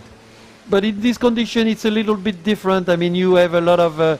It's still the same. You need to catch, but you can work quite a lot because you can. Yesterday, the main problem is that if you didn't get a wave again to restart, you were stuck. Because but it now was really you can light. get a wave immediately and restart again. Yeah. So You don't lose as much today. Yes, exactly. Today So, you will lose a lot if you lose control of the boat. Yeah. So this is a good view of now of Pavlos, and we have Alessio Spadoni just behind. I mean, he's chasing him. And also Dukobos, and then Tonchi Stipanovic. Tonchi is in third position right now. That's why he has a blue jersey on him. Yeah. So Tonchi also is a contender, and he has climbed up. I mean, it's impressive to see right now, second and third. Already rounding the downwind mark, so he's going to the right-hand side. Yeah, he had the choice to go where he wants. Let's see on the other side who's going. Okay, so we now have from Italia. Spadoni going on the left. We have Tonchi going on the right. They're from the same team, and we have Dukobos just past. Okay. And going also on the left. Hansen is coming now to this side as well, and from Spain going to the other side. I didn't catch the number. No, but I think it's it here. was. So it's 710. So I it's think Joel. it was Blanco. No, it's not No? Blanco. Sorry, it's another one with. It's Joel Rodriguez. It's Joel. Yes. Joel Rodriguez. It's amazing. I mean, I said before that if he's weak, he's gonna do good, and he's doing good. He's from really Gran strong Canaria this week, yes. Yacht Club, and he's Look at the Portuguese. excellent. Yeah, we have a Portuguese Very good here. as well.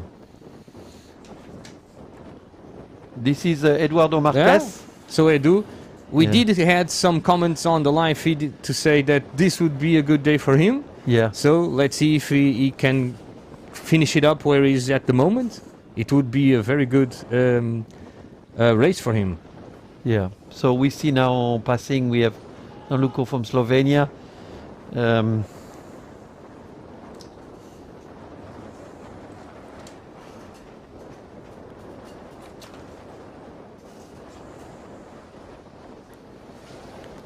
So now, Very strange here with the German. yeah, this is Philippe Boul. I mean, he's Okay, so we're now back to the top.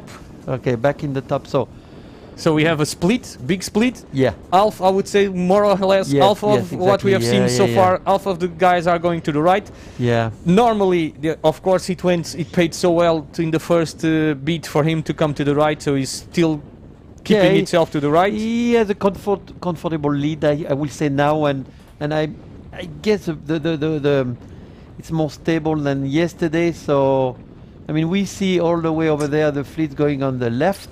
Yeah, but the guys on the left are tacking now from what it they're tacking, appears yeah, to be. Yeah. And now it's a big group getting on the Yeah, but left this side. is a little bit farther behind. Yeah. I would say that the leaders of this side are a little bit more to the front, and from what we could have seen, they are already tacking. So perhaps seeing that it is not such a good idea to go to the other side.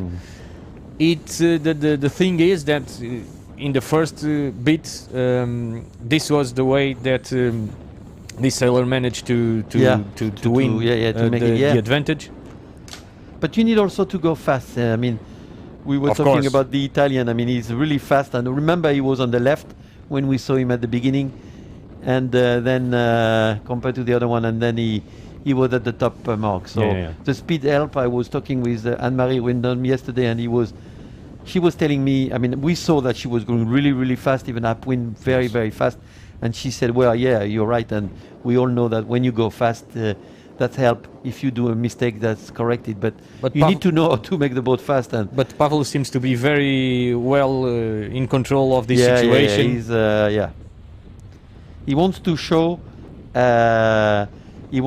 a good race today and a good day in the strong wind, because his week has not been so good, and he wants to show that he's still controlling the competition, looking a little bit behind over his shoulder just to make sure that everything is under control. Yeah.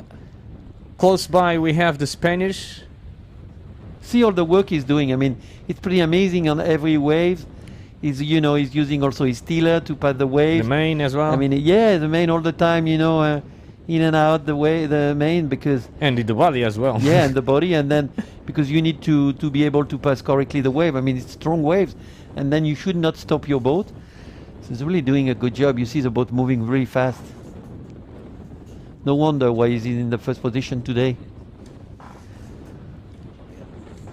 So we are going to try to show you a little bit more from the behind as well, so that we can have a more clear vision of what the competition is doing as well.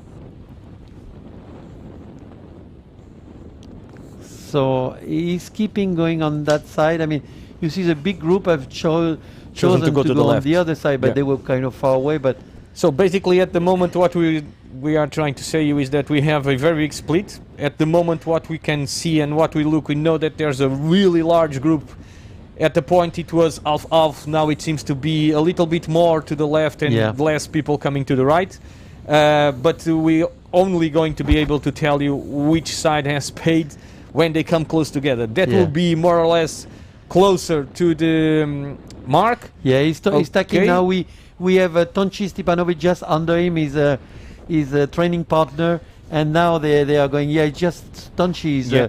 just and under Joel, him with Joel a just passed behind and blue, keep yeah, on going blue to the jersey, right. So, yeah. So now they're So stacking. close group. Yeah, but I think they have a lead. They look like they're You would say that this was a controlling maneuver yeah, it was. Yeah. Well, yeah. I didn't want to go too much on the right and just keep, because Tonchi was closer to him than Joel. So he Yeah, just yeah, yeah. saw that the But- number but, 2 yeah. was coming to the other side. He saw a lot of the guys on the fleet going to the other side.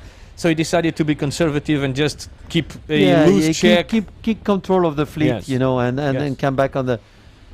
Yeah. So he and- controlled the guy that is closer to him, and the guy that is closer to him is going to where the fleet is going. So Yes. now it's paying really Yes. good for him. Yes.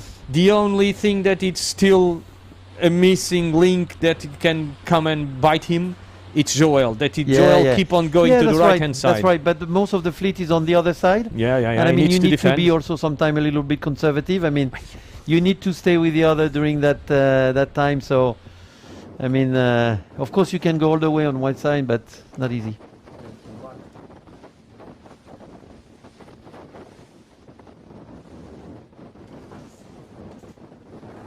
So when we have a different angle, we see how the condition are. Okay, now we can see a do here, really close behind of one of the GBR guys. With number 3 at the end. It's Hansen. Yeah, it's Elliot That's- Hansen. Yeah. So the Portuguese is really close to the Yeah, he's having a good day. Yeah. and it's really close to the already chosen yeah, the representative leader, yeah, of the- GBR on the Olympic Games. Yeah. I remind you that Edu is still trying to fight for that last position. Yeah. Let's say I'm always saying that last position because I'm really looking to what this week has been from Joel Perez, which has been a really solid week throughout, and he's doing a really solid race but now as well. You do have two position here for the Olympics, so I mean anything can happen. I mean Yeah. until the last, until you pass the last. Yes, we've seen the so line, many the last black day for the flags last throughout race. this week. Everything is open with those sailors, so we Yeah. have now a view of the Ilka 6. You know, they've been starting. I mean, it's tough condition also. I don't know if it's the lead over there. Well, I cannot tell you that either, sorry. Yeah, I don't know. But it's a really good pack, and we have 2 Spanish girls here, 1 Polish, 1 French. From France, From Spain, from France, you have Switzerland. 1491 from France. Yes. And You know we who it have, we have 1 Polish. So at the I moment think they it are could ready. be. It's either Magdalena or. Yes, but the list it's not updated. Woman list.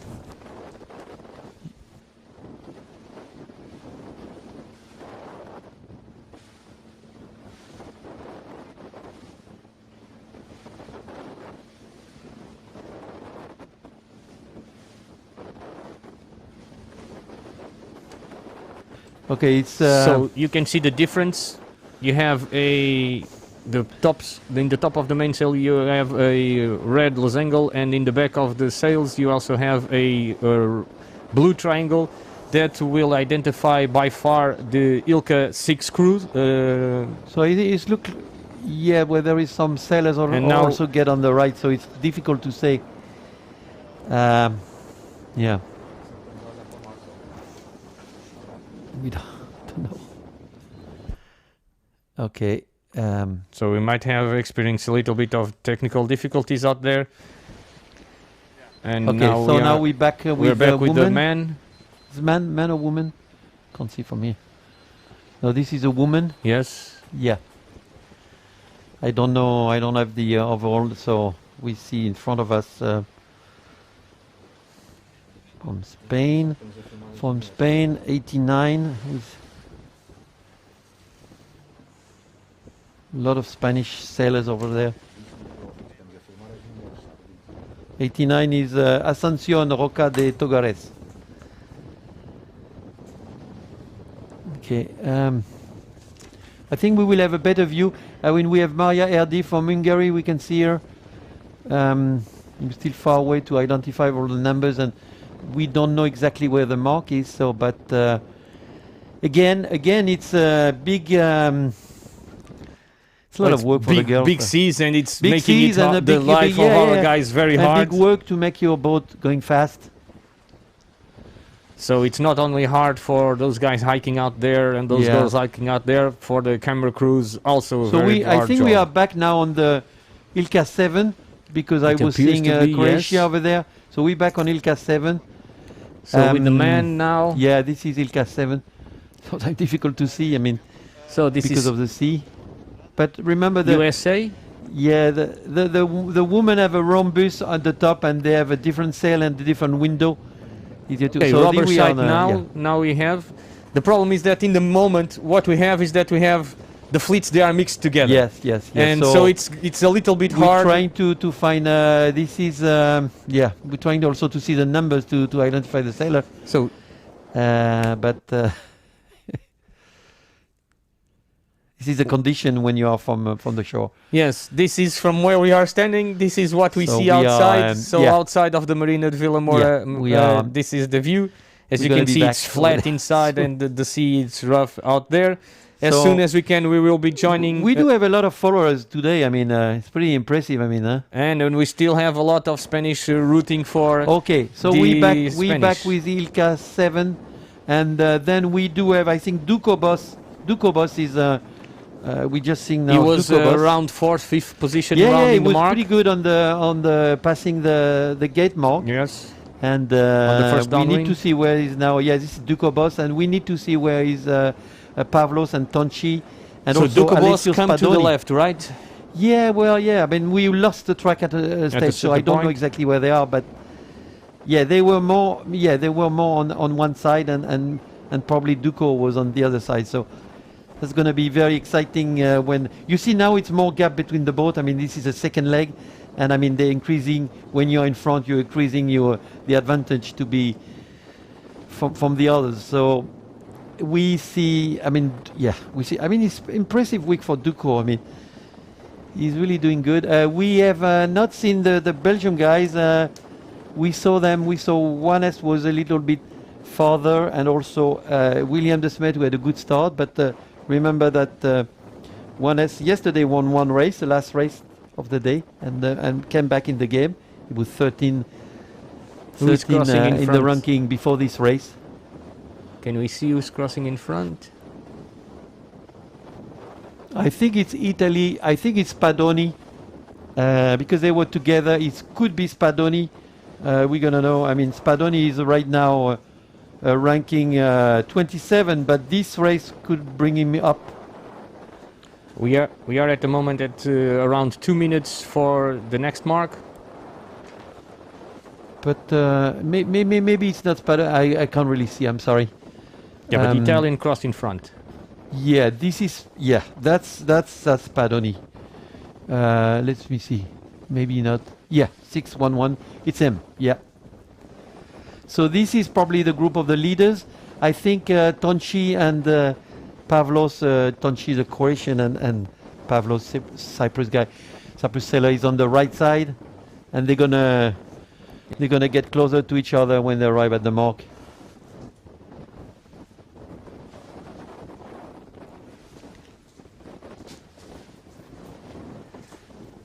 It's still really good condition today, and a lot of fun for the sailor.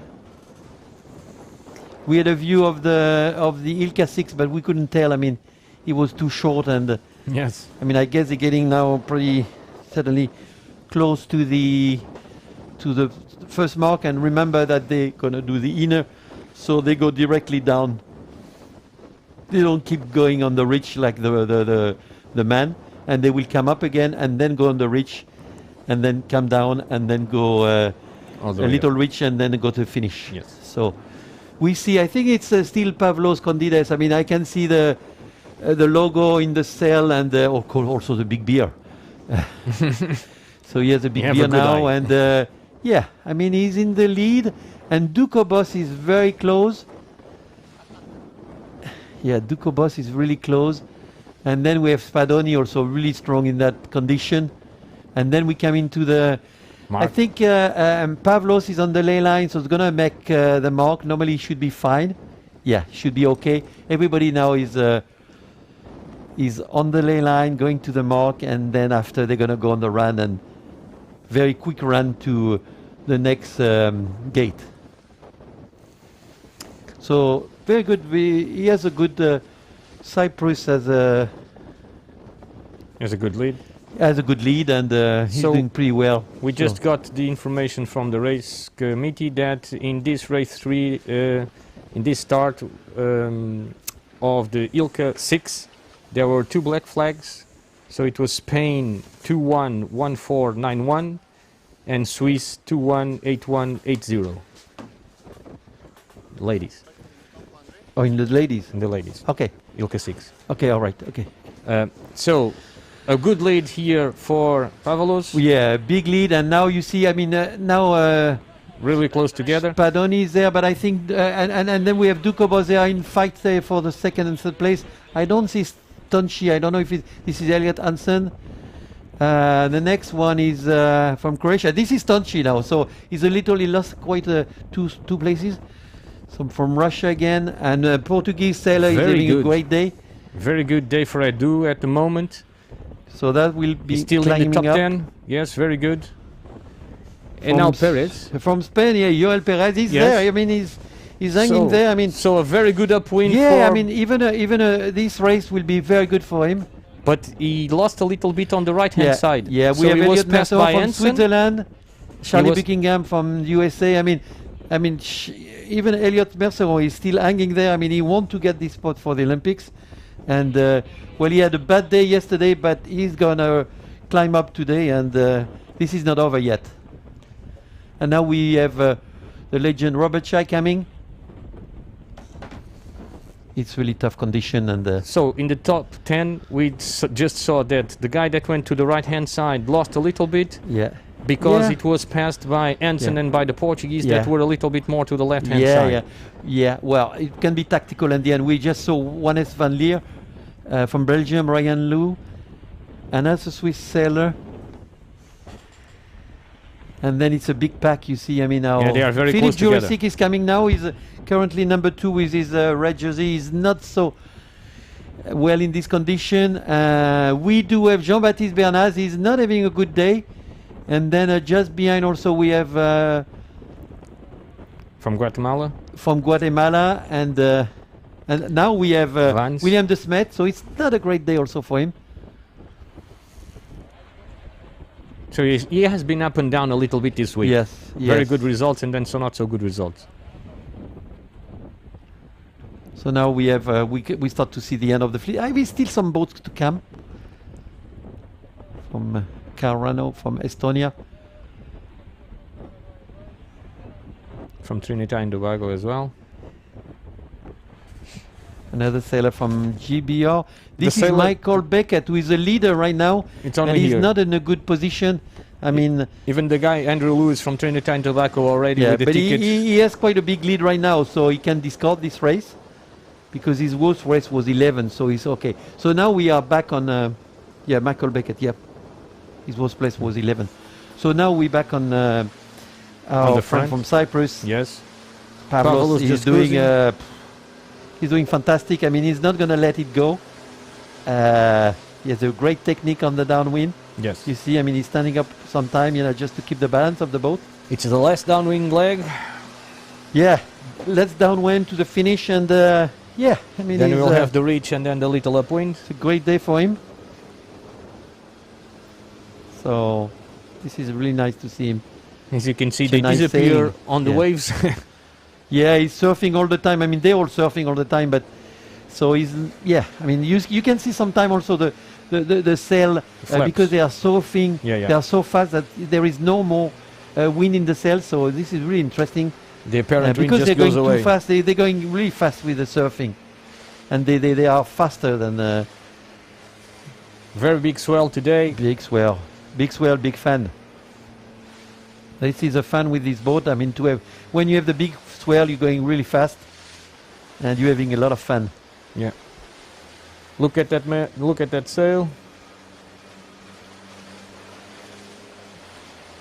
Yeah, and he's really, yeah, he's just pumping to initiate the surfing, which is good. Here he goes. So he's doing it when he goes down, not when he's climbing up. Now he's going down. Okay, oof, very nice.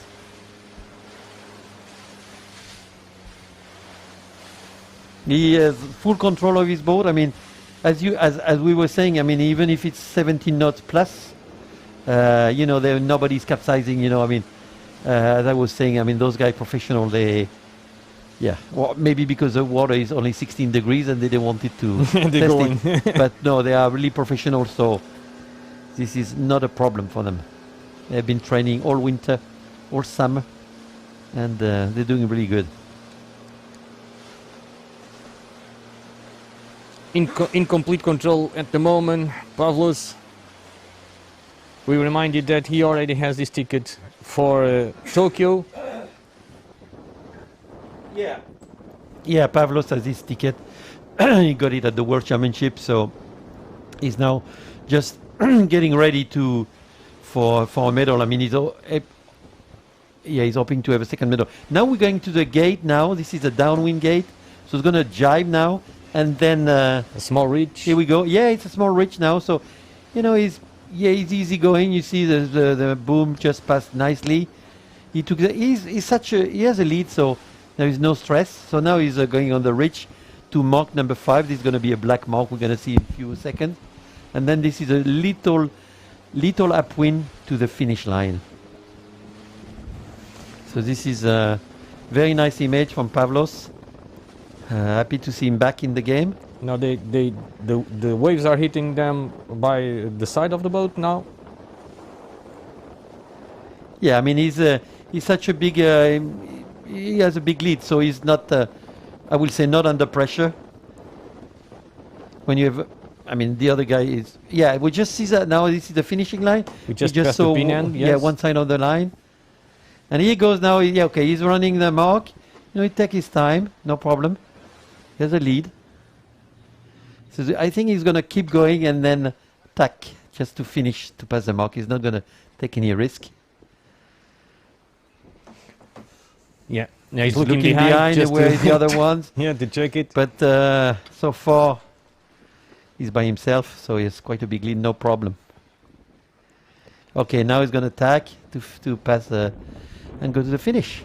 So this is the left-hand side of the finishing line, and on our left-hand side of the screen we have the right-hand side of the finishing line. So Pavlos is tacking, coming Yeah. towards the finish. Yeah, he decided to go on the right, and you know, I mean, on this leg, I mean, you should not do too many tack. I mean, you should choose one side, and apparently the right side is better, because when you do a tack, you know, you're losing some meters in those conditions. As you can see, these conditions to work out there, they are not easy. No, they're not easy. It's still a good breeze, and the race committee has set up a nice finishing line. You see between the two poles with a blue flag, it says finish. So here we go with Pavlos Contides from Cyprus, winning race number 9. So very good job. First race of the day on the Gold Fleet of Ilka 7.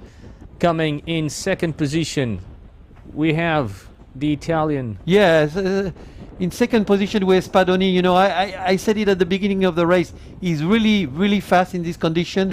And then we have Duco Boss number 3, and then we have we're gonna have a Russian friend. I mean, I think it's from Russia. So 9 this to is, 9. Yeah, this. 9 to 9. And then 2-9. Yes, this is and then Maxim Nikolaev. Croatian He's having a great 063. regatta also, Maxim. Croatian 063. This is Tonchi Stepanovic. Then the Hungary. Then Anson. Anson, yes. And where is the Portuguese? The Portuguese was really close to it. And from Hungary it should be Jonathan. It seems. Jonathan. Well, you guys have to clear the line. Come on, guys. It seems that it's the USA coming next. Two Okay, boats from USA. So Charlie Buckingham following by No, USA and from Swiss. Switzerland. Then it's And the then Russian Russia. again. Okay. And now it's the Portuguese. He lost a few places, He lost few places. Yeah, he On was their Sergei downwind, Kamizarov. And but then he was managed to hold on the Spanish. I think so it's we Joel. don't see where we. It's yeah. Joel now is crossing, right? Yeah, Joel. So he's probably over 10 now, position. Yeah. But it's still good. It's still a good place for him. I mean, it's pretty consistent. So this is really good. We see now Juanes van Leer. I mean, And he the has other done a one is great, Robert and with Scheidt. Robert Scheidt. I mean, Juanes and from Belgium and Robert from Brazil. They probably have done. They have passed a big group, so they did a good, probably a good, great downwind.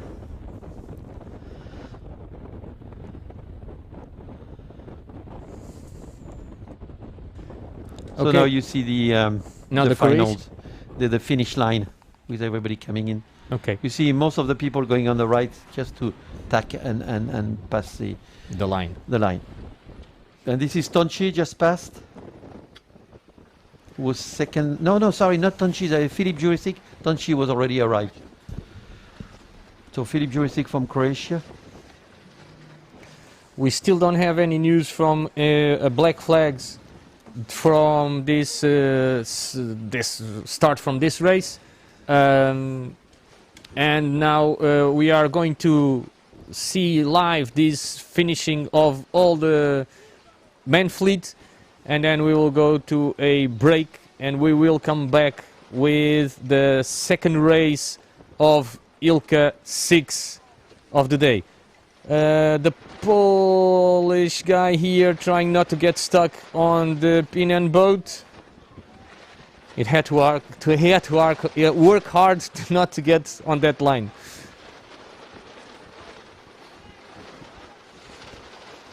Some problems over there for the Chile guy as well. Oh, Yeah, someone somebody's was, trying almost yeah, I mean, capsizing in the middle of it. It's from An Spain, incident over there. so it's not easy. No, it's never easy. It's never easy. The second Portuguese now is coming to cross. It's Santiago is trying to cross now the line. And he needs to clear the other boats. Here he goes, tacking. No, he managed to cross in front. So we have now the end of the group of this fleet. Yeah, it should Still be some boats to come. more 10 or 15 boats, and then we should be all set. So we had a view of the first race of the woman of the day, number 3 of the final, but we don't have any more image because we concentrate to have the final of Ilka 7. Yes. So But next we will concentrate only on the women, so Okay. that it's fair and square. But we will come back only for the second race of the women. so now we have Adonis Bougouris, just finishing with his Greek friend also under. Adonis is a long-time sailor from Greece. So well done to Pavlos. It was a clean Yeah, race. it was amazing. He led throughout the entire race. Keep the control, everybody. He Keep keep the everybody in control, check. but I have to say the Italian sailor, did a really great race. We saw him not starting at the same position, Yeah. same place at the start, and I told you he was fast, and he was. And also It was always there. he was always there, and I think what we can keep from that race. I mean, very impressive, of course, Italian, and very impressive from Netherlands, Duco Boss. Okay, thank you very much, and Luke, for the assist on this race as well. Now that we see the flags coming down on the arrival line, we will sign off to give you guys a few moments to rest, and we will come back with the last race of the day for the Ilka 6 Gold Fleet. Thank you very much for being listening to us, and we will be back.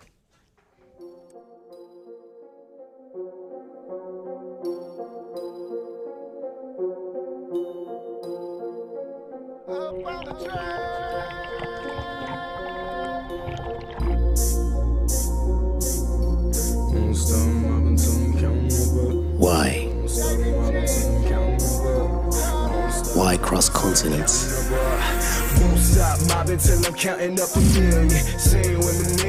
Why conquer the sea? Challenge the winds.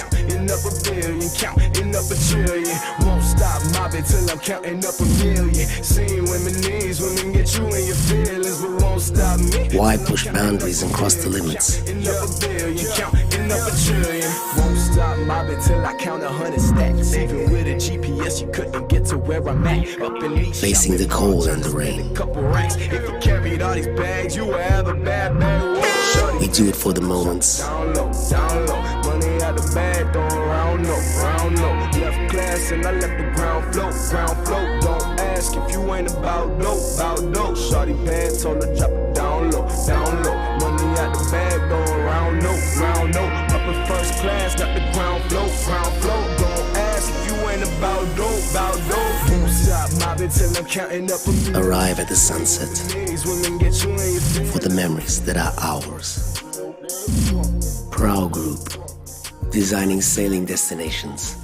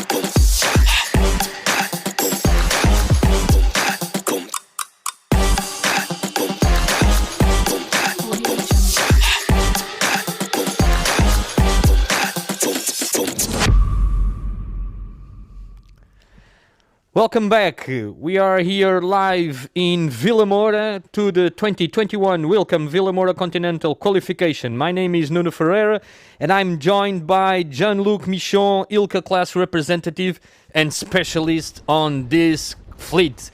Without your help, Jean-Luc, I would be lost. Thank you very much. Yeah, I just come back on the previous race. Now we're on ILCA 6, but on the ILCA 7, we did made a mistake saying that he was with two sailors from Croatia. In fact, Filip Jurisic was made 5th place, and then Tonchi, who is now ranking 4, was 16. Okay. So they just corrected. So they just got out. They are still hot like the bacons. The results from the first race, still provisional of course. So we had in first position from Cyprus, Pavlos Kontaides. And in second position from Italy, we had Alessio Spadoni. And I'm looking for the third position. It's a little bit down the order. Very down the order. Do you remember who it was? I'm still trying to find it You mean here. what? So we have the With Dukobos. Dukobos Yeah, was it's correct. Dukobos from Dukobos. Netherlands. So He they're managed getting to really, bring really it up a close bit. now. I mean, what is also impressive is Juanes van Leer. I mean, he was 13, but that's still good. And now he's 11 overall. So he's climbing up. I mean, between Joel Rodriguez, from Spain, and Dukobos from Netherlands, and Juanes van Leer with 11. I mean, it's going to be a big fight. And maybe some others. Here I must say sorry because we are here in Portugal. Eduardo Marques did a very good race. He finished 11th, and with that he has managed to climb even a little bit more on the overall ranking. So yesterday he was in 32, today in the morning it was in 29th, and it's now in 25th position. Yeah, I want to say that the ILCA 7 are now racing.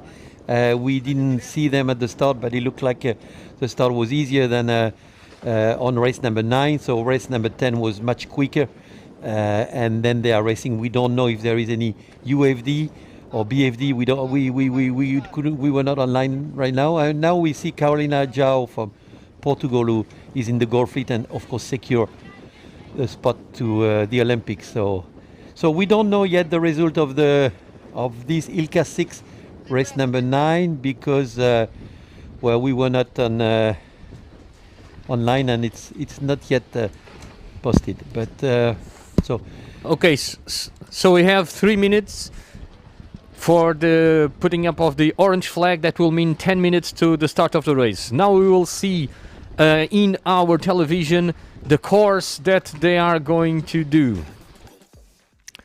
So they will start and going all the way up to the first mark,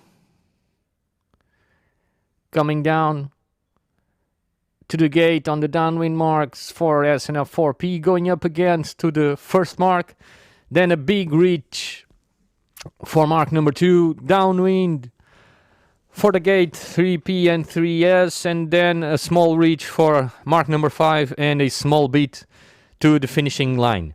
This will be the race course for this ILCA 6 race number 10 of the week, but race number 4 of the gold fleet of this ILCA 6. yeah, exactly. We are we have not the result of the previous race, so we are waiting. It's posted online, and that's going to be interesting to see where we are now. Not yet. So now the flag is going to be displayed for the start. Still have some time. As soon as that orange flag goes up, it will mean that it's more or less 10 minutes to the start of this last race of the day in the gold fleet of ILCA 6. At the moment we have the 10th race of ILCA 7 taking place. So if we could have seen a little bit earlier, we already could see the men's fighting out in the second race of the day. A very good first race of today, so we saw a lot of wind today. The constant was between 15 and 17 knots. We had some peaks, small peaks on the 25s, but the constant peaks were in the 20s, low 20s. And now the wind is coming from 135, and from the race committee we have the information that the wind now it's in 17 knots, 17. Yeah, so this is a really good condition for this week. Remember the women, when they were going out sailing, the wind was dying, and when there is a rotation, I mean, first day the women start, and then after the man, and then the second day, I mean, the opposite. And it was funny to see that each time the women were sailing, the wind was, I will say, dropping and dying. So they did not have the same condition.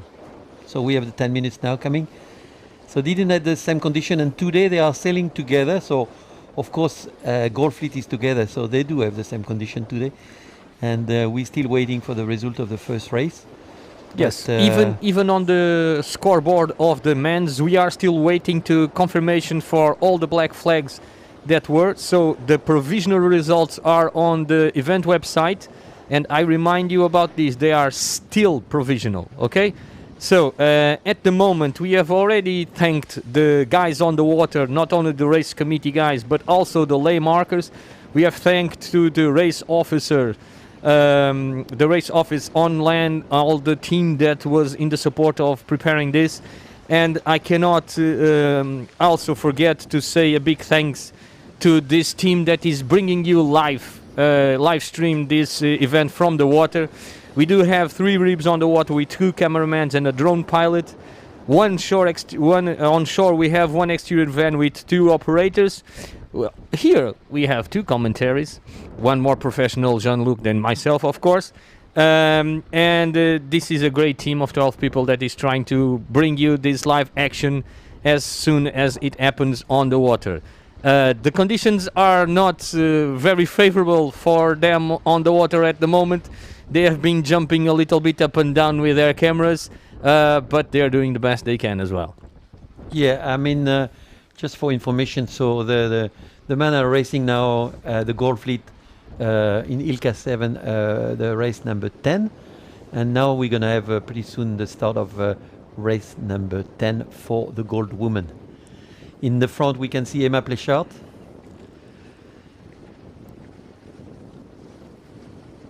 Just preparing the race. Below we have from Sweden, Josephine Olsson.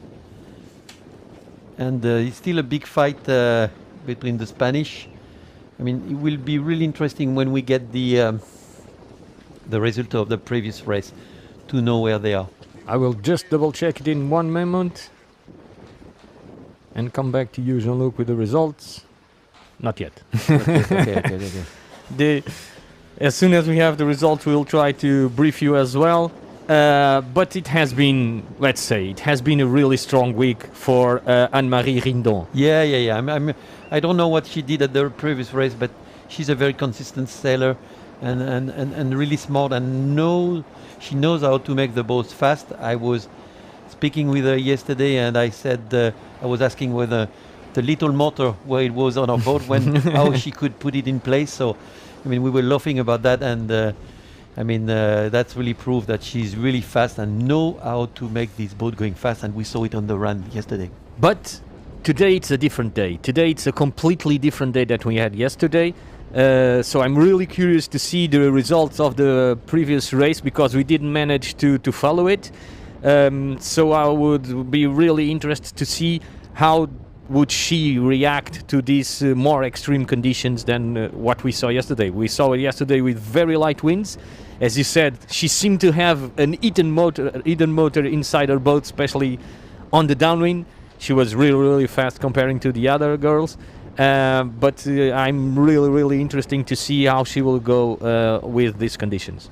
Yeah, as I said before, there is one really good sailor in this condition is Annalise Murphy, but she couldn't make the cat. I said it before. Yes. So she's in the Silver Fleet, so she will not compete, but she will have been a strong contender to this fleet if she has been there. So we'll see what's happened with the others. And of course, we are also missing Marit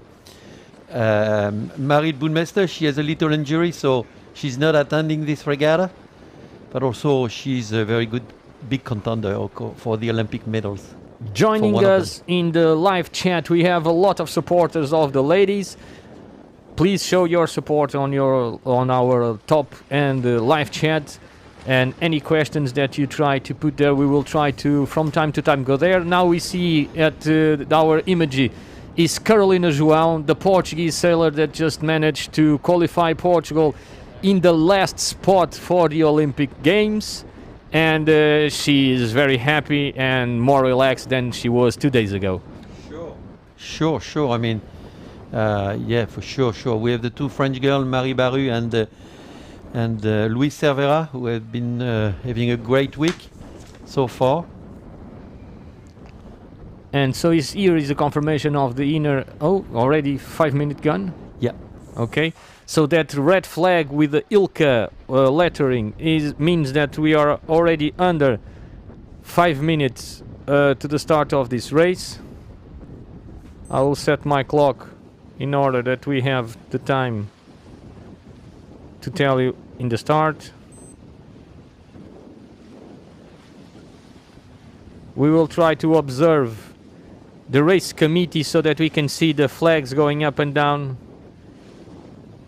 and so that you can by yourself see the 4-minute flag going up. I would say that it will be uniform. One interesting thing is that we already had 2 races today, and we already had the start of the 3rd race today that we did not follow, so I don't have any information at the moment about that start. Or now 4 minutes, so 4 minutes with the uniform flag up.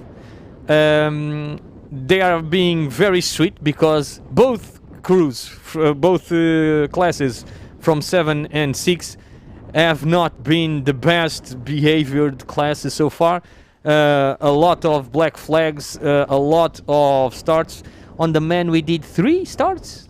Yeah, well, overall it's not that much, I will say. Yeah, but today it's a lot of pressure, and of course the more we get close to the last races, the pressure is much more higher, because it's already done in the ILCA 6 women. We should have less pressure, but still pushing at the start, but not as much as with the men in the ILCA 7, because they need to qualify. They need they trying to get these 2 spots for the Olympics. So that's the difference. Yes, the difference is that Jean-Luc just pointed out very well is that these ladies here, they already are a little bit more relaxed because Israel and Portugal just secured the last 2 places that were open to go to the Olympic Games. But in the men's is everything yet to be grasped. We have still 32 sailors that have the numerical possibility to go and pick up those 2 vacant places yet. We know that, of course, Joel Perez from Spain is with one hand, let's say, or 2 fingers, let's say 2 fingers, in that ticket.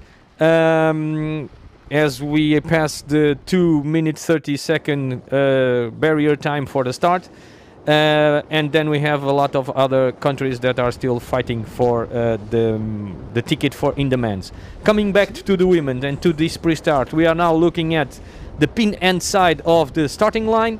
As you can see, most of the crews with 2 minutes to go are still very close to the race committee. I remind you that this fleet is a little bit smaller than the fleet of the men. We have 46 contenders here. As the men, we have 70 contenders in this gold fleet. Race committee now looking at the watch. You can see Luis Verissimo up there, local race officer. Further down in front of the boat, we have Ninu Shimueli from Israel, principal race officer. Closer to the 1 minute gun, the girls are moving up and getting lined up. Very close to the line, we can see the pin end. It's a little bit more to the right hand side of our screen. Come on, Jean-Luc, when we have the result, we'll get there. Jean-Luc keeps looking at his phone to try to see the result. To know where Random did at that 3 time. to 1 minute, less than 1 minute now for the start of this race as one big wave passes through us. So they spread a little bit. It was quite a lot of boats at the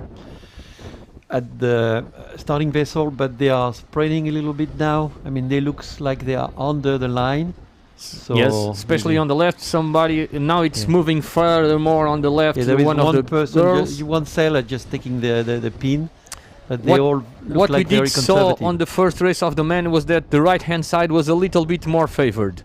So perhaps this justifies this concentrating fleet here a little bit closer to the race committee.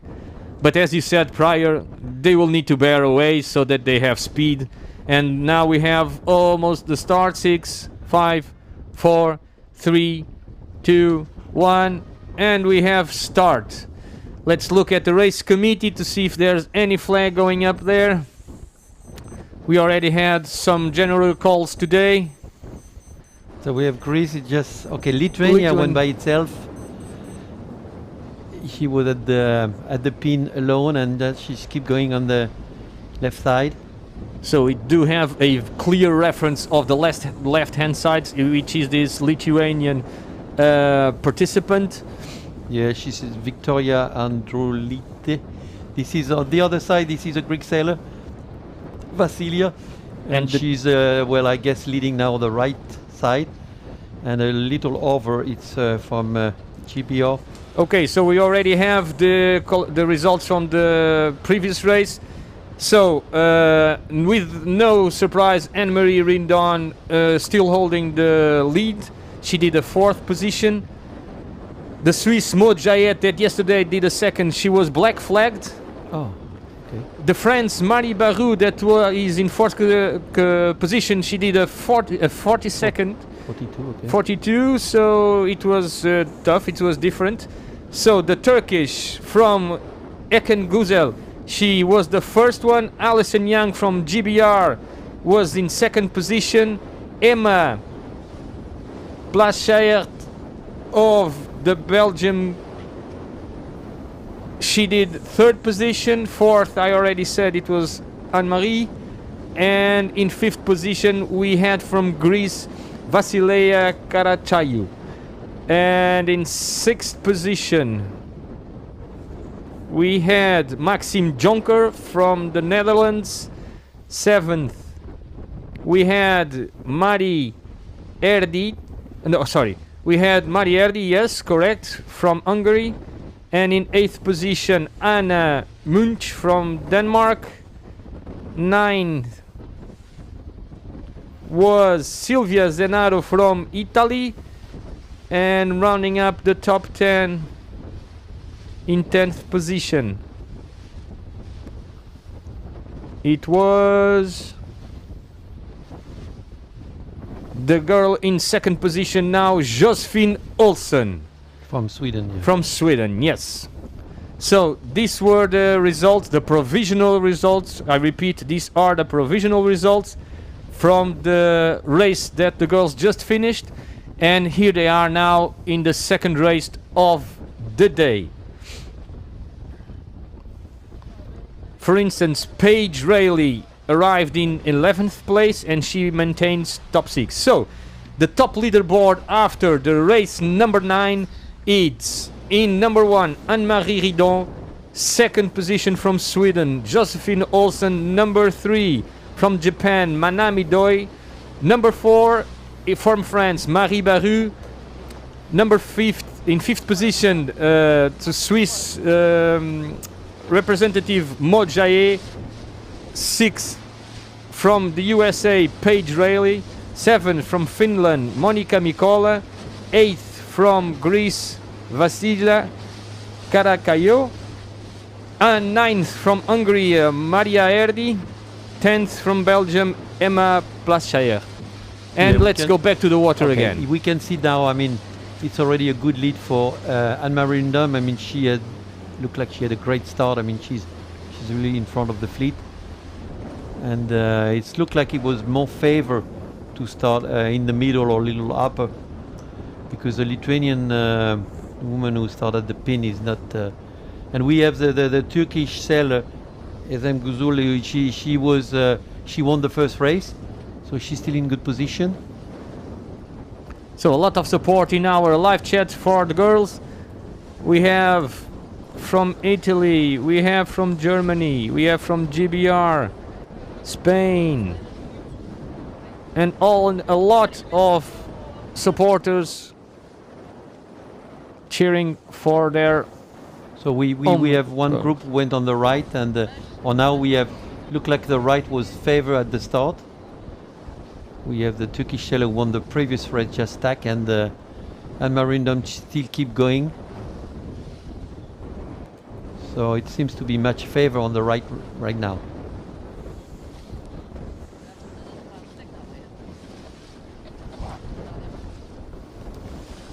Yeah, Lithuania is stacking, I mean. So everybody's dropping this left-hand side.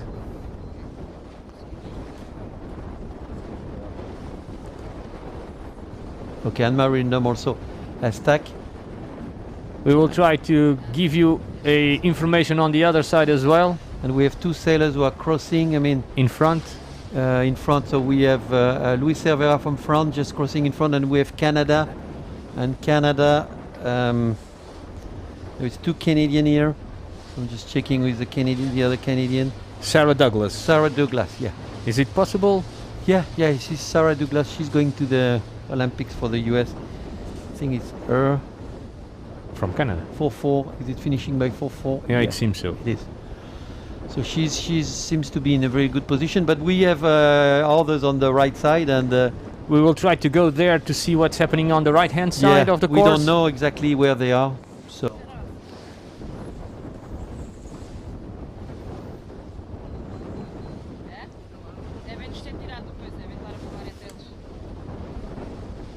So at the moment we're still on the left-hand side, trailing with another Danish girl.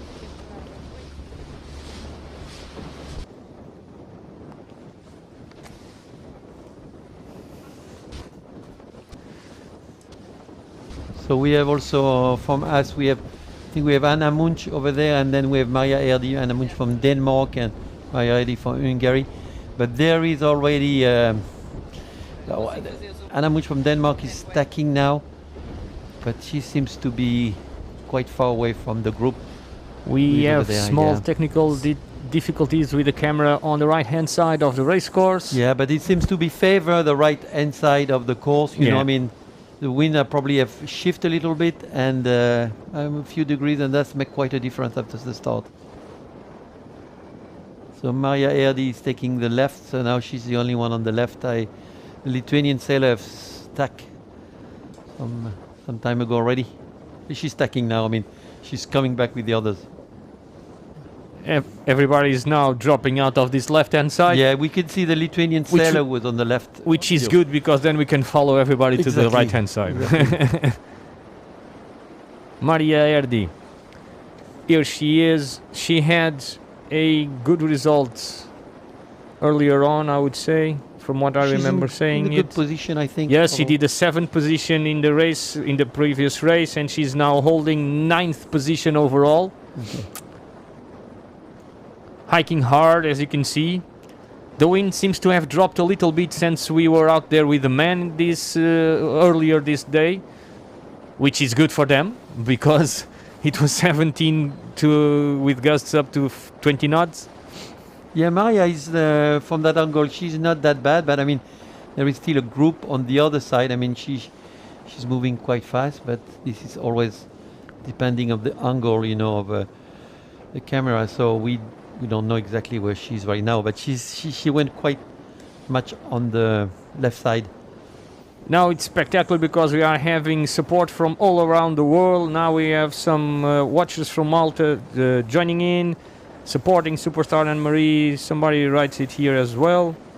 It looks like she's lifting now, Maria. She seems to do pretty well. Good job. But let's see when they will cross each other. I mean.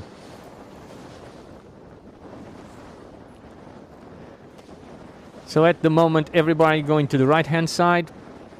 Some of them went already to the right-hand side since the beginning. We are following Maria Erdi. that she went a little bit to the left-hand side and now she's tacking. She's tacked and now going straight to the middle of the race course, and we will see. Keep on working as hard as she can to keep that boat as straight as possible, glued to the water throughout the waves in order not to lose as much speed in the bumps, so to speak. So yeah, it's really depending of the angle, you know. I mean, but most of the group is going now on the right. More support in our live chat now coming also from Italy and from Denmark, from Portugal as well. Let's see where So our Portuguese sailor is. It's a long leg on the right, long leg. Keep going. We see, I mean, just below we see Paige Riley from USA just tacking under. She And was a little bit squeezed by the Russian girl, do you think? From Russian was Ekaterina. She tacked away as Kuzina, well. Who tack also. So good for Maria Hardy, so she does not need to avoid the Yeah, Russian. but she will have She will in pass front. behind, Yeah, yes, they were not yeah. in conversion course. Conversion course. So she's trying to improve that 7th place of the race before.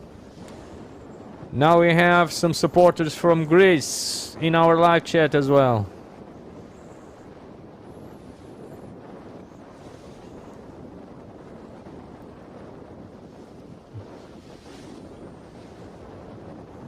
Yeah, so you can see the technique how she's working the boat. She's gaining now. I mean, we have Finn and Poland. Tula Tenkanen from Finland, and then we have from Poland. There is 2 Polish sailors over there. It will be an important cross here for Maria Hardy. I would say they just tacked, one of the girls that just tacked. So the this Poland girl still continues to move on. Magdalena Kwasna from She Poland. She She's tacking doesn't under. think that she crossed, so she tags underneath her. But definitely looks it looks good on the right, but depending of the position of the boat who is filming. Now Poland and Greece joins us, and Brazil joins us as well. So we are live throughout the entire world for anybody that wants to see these ILCA 6 girls. They will be probably, again, like the ILCA 7 and the other races, very close to each other at the top mark. And remember, they don't do the reach, they just go straight down. So now some supporters from USA and from Russia, also friends. So Jean-Luc, all the world is looking On the upon world, your yeah, I mean, comments. it's also depending on the time difference. I mean, people, in part of the world, just some people wake up, so you just can see alive there. Very good. Their sailors they are supporting.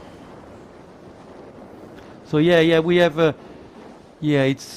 It's look like it's Denmark over there, but I'm not 100% sure. But it could Very strong position. It could be Anne-Marie Rindam over there. On the left-hand side, that just disappeared on our screen, a boat that is in a really strong position. Yeah, and we see Josephine Olson a little bit in front.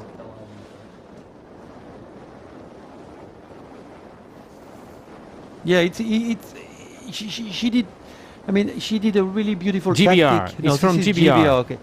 So we have Anne-Marie Rindam is just below, and from GBR 251. So it's Alison Young. Yeah, Alison Young Seems to be leading. Yeah, she's also very good in this type of condition, and she has a big experience. She has been world champion, and she's going to the Olympics for UK. So And this Anne-Marie is Rindam. in the pack. Is in the pack Yes. that is chasing With her. this. And also from Germany we have we are looking, we're trying to find it. I think it's Anna Anderson. She's also a strong sailor in this condition. And then I think we have from Canada a little bit over there. Yes. So we had Sarah Douglas around just before. So and I think this is again. It's going Sarah to be Douglas. a really Sarah Douglas from Sarah Canada, Douglas who is in will be just really passing close behind Alison Young. I Do you think think? Alison Young is going to cross. In So front, but Alison Young, not sure. if it's in collision course, she needs to Yeah, avoid but the Canadian. She seems to be passing in front, but we'll see. Okay. And coming from the right-hand side, a little bit behind Yeah, there is The a Canadian French is- boat, but I can't tell.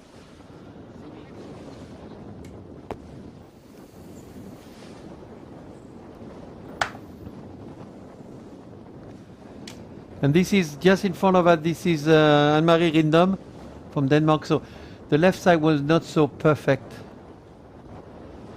It was better to be on the right. Remember, we saw the Greek woman Vasilia. She was going all the way on the right. So I don't know where she is right now in the course. I would say that the front runners are getting closer to the right hand. Yeah, now we have the front run over there with Alison Young, Sarah Douglas. She just tapped. We and do she's going have. tap back. She's controlling I the think Canadian. This is Luis Cervera over there from France. This is a Greek girl just below, so she went on the right. And we have an Italian, just trying to find who is the Italian. Well, but Alison Young just decided to control the Canadian as well, so she's in control, she's in the lead, and she's trying to control the fleet, especially the direct contenders. The Italian girl now is tacking, so she must have been closer to the ley line. Yes, because the Canadian then tacks back, and as well Alison Young tacks back. So let's see the cross here with the German Yeah, this is sailor. It's going to be in second position, I would say. Yeah, But let's see what happens with Anne-Marie. Anne-Marie, Yeah, she's Anne-Marie. coming very strong from the Yeah. left, our right of the screen.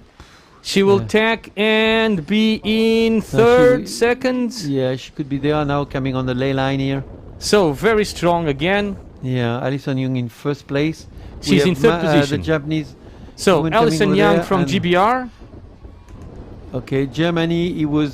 I think it was Julia. I mean, Net no, Anna Anderson. Okay, this is Alison Young. So now they're going straight. So this is from Denmark in second position, Anne-Marie Rindom. From Germany, Anna Anderson. From Canada, Sarah Douglas. In fifth place from Italy, Matilda Talori. And then, who is this? Oh, this is France. from France. This is Luis Cervera. We have Marie contact Erdi. between Maria Erdi and Two boats. They have collided. I can't tell. One is capsized on the other one. I can't see the country with capsize. Let's see. There is. Oh, this is Emma Plechard.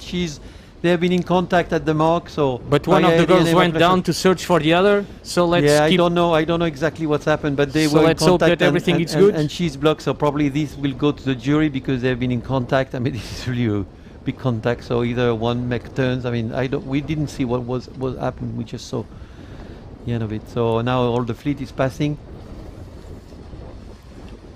It's a very close fleet. And we are very close to the fleet as well. Yeah. Yeah. And now they're going downwind. Yes, they're Going entering to the now. gate. Remember, this is the inner course, so this first reach is a very short one. Exactly. The second reach after the second upwind will be the bigger reach. Yeah. So I think they are up now. I mean, I didn't see them anymore in the water. So we do have one sailor going straight. I didn't see what it was. My Okay, camera so went this over. should be second position. Yeah, that should be Anne-Marie Rindom. Yeah, she's. To show you in front if is there anybody else, because she was in second position in the roundings.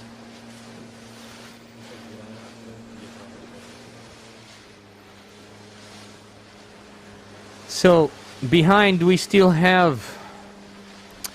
She was neck to neck when she rounded with the German, Yeah, but she seems to have gained a little bit. yeah. We have maybe- seen that yesterday. yeah. She was really strong in the downwind. Maybe this is a perspective. I don't know, but she seems to have gained a little bit. Yeah. But I would say that we still have in front. Alison Young. Yes, We from don't see her GBR. on the screen, but she was leading, and she has not a big lead, but a lead Yeah, enough but- to be not disturbed by the wind going down. So she's not so. She's in a good position, and she's a fast sailor also. So we're gonna probably see her in a few seconds. Oh, we don't see her, but she's there. Sure. Alison. So we are trying to see if we can. If it's one of the girls that went more down than this, is it possible? Oh no, sorry. So Alison was the one. Yes. So yeah. Well, when we don't follow for some seconds. So Anne-Marie Rindon have been really fast going down, and it's pretty impressive. I mean, she's really. She fast. was yesterday. She was really fast, but I but never she's thought fast she also would. today. I mean, she's already at the top of the fleet. Well, I'm a fan of this girl. And then we have Louise Cervera on the right, Yes. and then we still have Anna Anderson there. Jean-Luc, I'm a fan of this girl. Yeah, she's a very nice girl also, and you can talk with her. I mean, it's like Robert Scheidt. I mean, those guys are superstar in the class, but they still open to talk with you. So it's I know pretty good. that she's ranking number 2 at the moment of the world ranking. Of Yeah, well, Ilka but 6. there is no much racing last year, so you know. So it's difficult to say that. We still have good condition. So Alison Young is not sure she has passed Alison Young. I mean, this is again the angle, you know. Yes. She's a little bit lower than from Sonia. that side, but Yeah. they're still pretty close. But you see, Alison, I mean, they're taking each wave. So From this perspective, now it seems to be in Yeah. second position. the still. win A little bit lower. little bit lower. We remind you that now they are going to 2 marks, and that's why that the Danish girl might be a little bit lower, because she probably wants to go to the left mark that will lead her to the right hand side of the race course. Look at the speed now with this wave from her. She has been showing incredible speed downwind the entire week, and yesterday it was really obvious because we had a camera on her all the time on the last downwind. Now we can see the 2 perfect image. This one very good image. This one we can show you the difference, which that means that you're catching a wave or not catching a wave. Look at the difference on the boats. Both girls working very hard to make everything they can out of each little help from the waves. Yeah, I mean, you see, I mean, when you catch a wave, I mean, you really surf, and you have to keep surfing as much as you can. So you have to bear away a little bit down when you're in the wave, just to keep going. The surfing is like when you do surf in. But I would say that surfboard.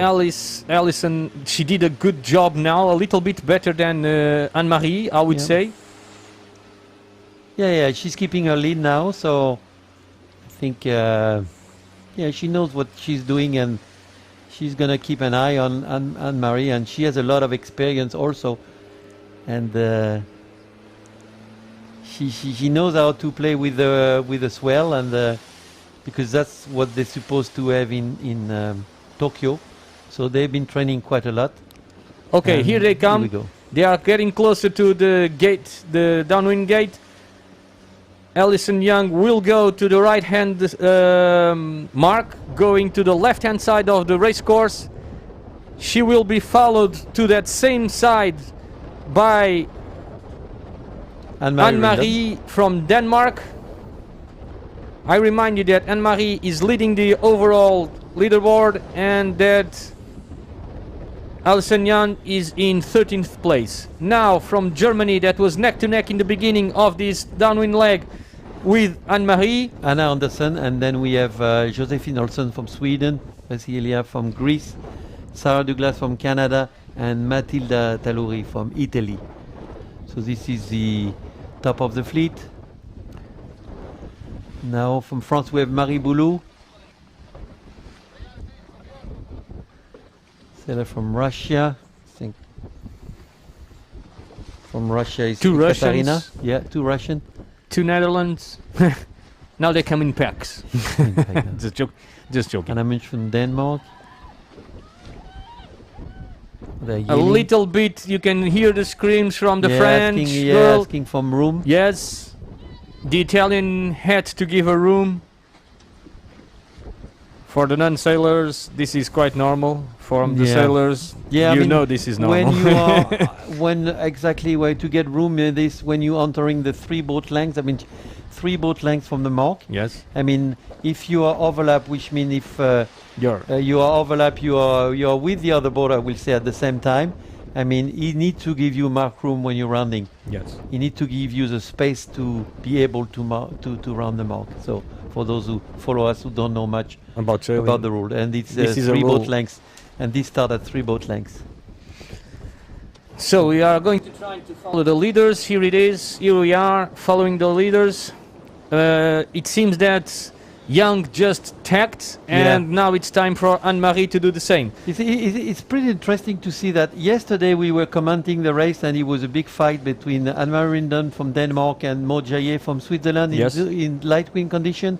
And today we are stronger wind condition. I mean, and she's maybe still there. not so strong, but it's again Anne-Marie Rindon in fight with Alison Young. So, I mean, it's extremely impressive to see a sailor always at the top, whichever condition it is, and she's proving us. Yes, you're absolutely right. Now they have come to the left, but the rest of the fleet went a little bit more to the right, and the girls just right behind them went to the right again. And so Alison Young is just tacking to control, and Anne-Marie is trying to keep the pressure on her, so she tacked with her, and she's trying to be faster, trying to put some pressure on the leader to make her do a mistake. Yeah, and she won't let it go. And I mean, even if she does second at this race, Anne-Marie, she will be still getting points in the overall board, because she's the only girl in front of her is in 30th position, so she will gain against everybody else as well. Yeah, will refuse a second place anyway. Yeah.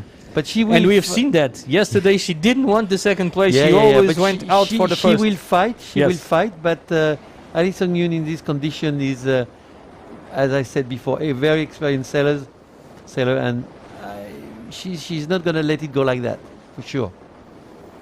So we have a nice view now of Hannah Anderson from Germany. Nice sailing. Passing the wave. And just below we have from Finland. I think it's from Finland, it's Tula Tenkanen. And from just Sweden? Over her is from Sweden, is Josephine Olsen, who just have tack, and Tula also from Finland has tack. So everybody now going a little bit to the right-hand side.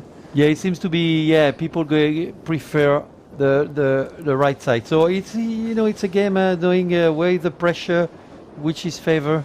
So it's...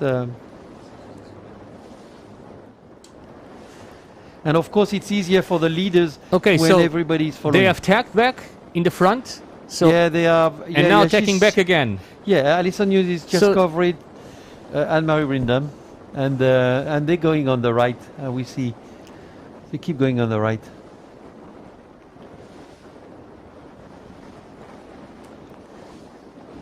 We have just received information that both silver fleets coming out to the race course. As here we can see them. They are now coming out and will prepare to start racing today. We will go back as soon as possible to the gold fleet of this ILCA 6 race. And here we are. In the front we still have Alison Young. She's controlling really closely Anne-Marie. Anne-Marie has been very, very, very hard this week to beat. She's been really constant throughout the entire week. The worst result she has is a 12th position, and then most of the other results are first. Yeah, probably. Just a tonight fourth. she will have.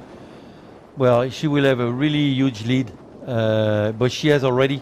But it's going to be yesterday she had 6-point lead. Today she had a 13-point lead, and I would say she will even increase it by the end of the day. Net points. She has already 30 points after the first race of today. So she's going to increase. The second is Josephine Olsen. I mean, she's in good position, but she will again lose point to her.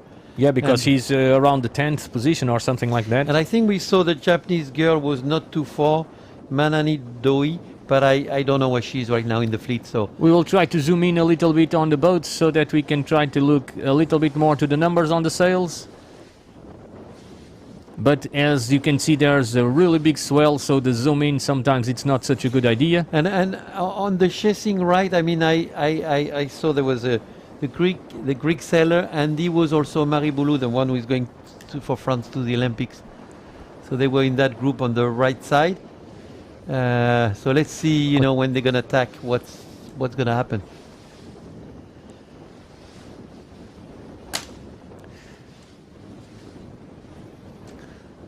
So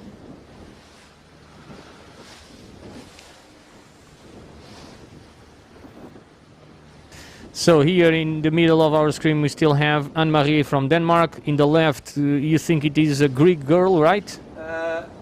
Sorry, on the left, no, over there, this is probably Alison Young.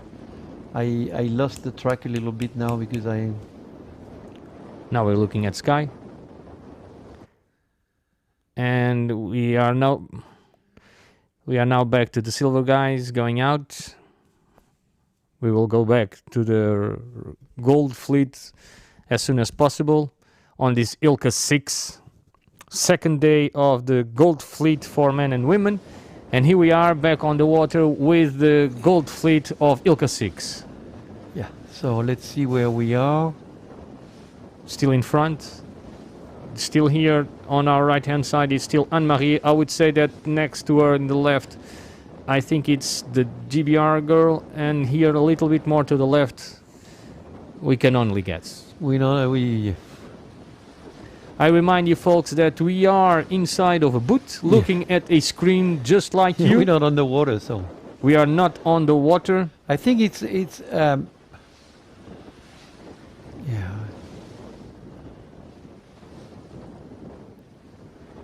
Yeah, we can. Yeah. Beautiful racing conditions So we today. have Denmark just tack. I think it's a Marindam just going on the back on the right side of the course now, and She's but crossing behind. yeah. But Oh no, she didn't cross. She tacked. You see, she tacked Well, I back. can't tell if it was exactly here. I mean, it's not the vision is not so good, but we'll see. We'll see. So this is Alison Young, and there was a sailor all the way over there. I can't tell. But So he's somebody- on the over there. She's in the. She's Alison. She's on the starboard, and there's another one on port all the way Yeah, over but somebody just popped in from the right hand side and blocked. there. Yes. I don't know Anne-Marie. if that sailor over there on the other side. I can't tell. It's far away. So. So the right hand side. Paid Paid probably, a bit more again. Yes. We have Italy, Matilda Talori is just below, and we have Josephine Olson here, Alison Yoon, Josephine Olson, Matilda Talori, and over there I have no idea who it is. Just stuck now, so we will have maybe a better vision of that sailor. Some supporters from Brazil joining us. I think I saw Marie Boulou around before. He could be here, but I'm not 100% sure. And we need to have a better vision of the national, national letters. So But it's really pay, and I don't know where the mark, but you could see that Anne-Marie Lindon has lost, and she's now windward over is Luis Cervera, and yeah.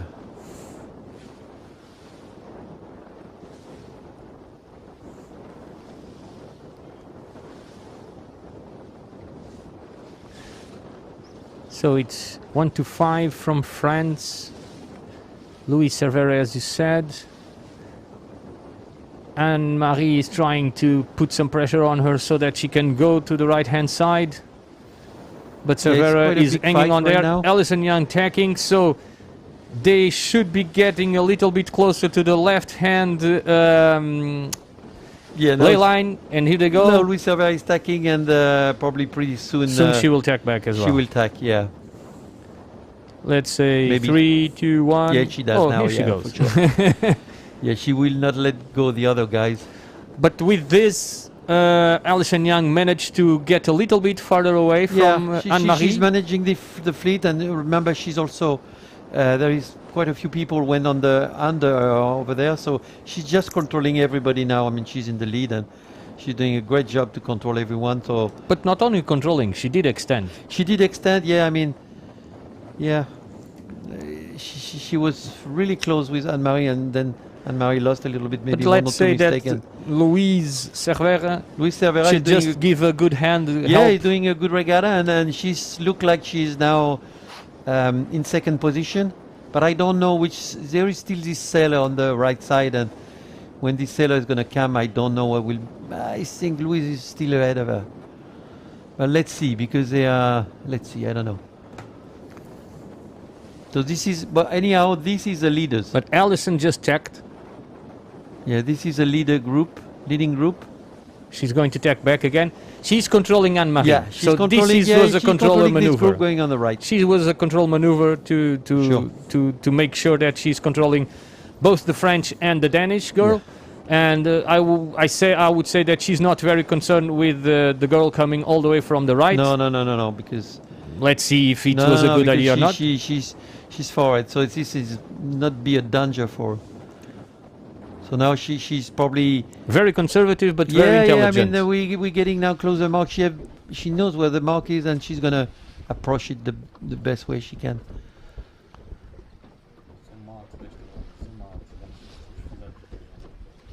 Yeah. Well, they still. Yeah, they're not yet over there. You see, They should be how the appearing swell from is, the huh? right hand side, our right hand side, the left hand side of the course, of course.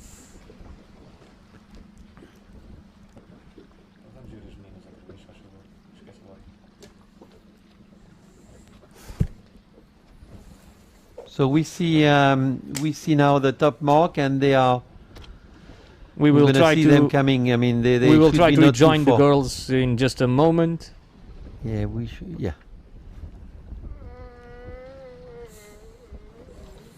Should not be too far. Yeah, they're coming over there. Yeah. They should be these three girls coming here. They were really close Could be, together. yeah, I mean, the fleet has been spreading quite a lot, but yeah, I think you're right. This is what we see on our screen on the left side. We just lost them on this 'Cause left. there is no one on left, the right left, side, so left, right. Remember, they were all keeping going. Okay, here they come again. Here we come again. So this is Anne-Marie Rindam. Yeah, this is a group who is on the right side.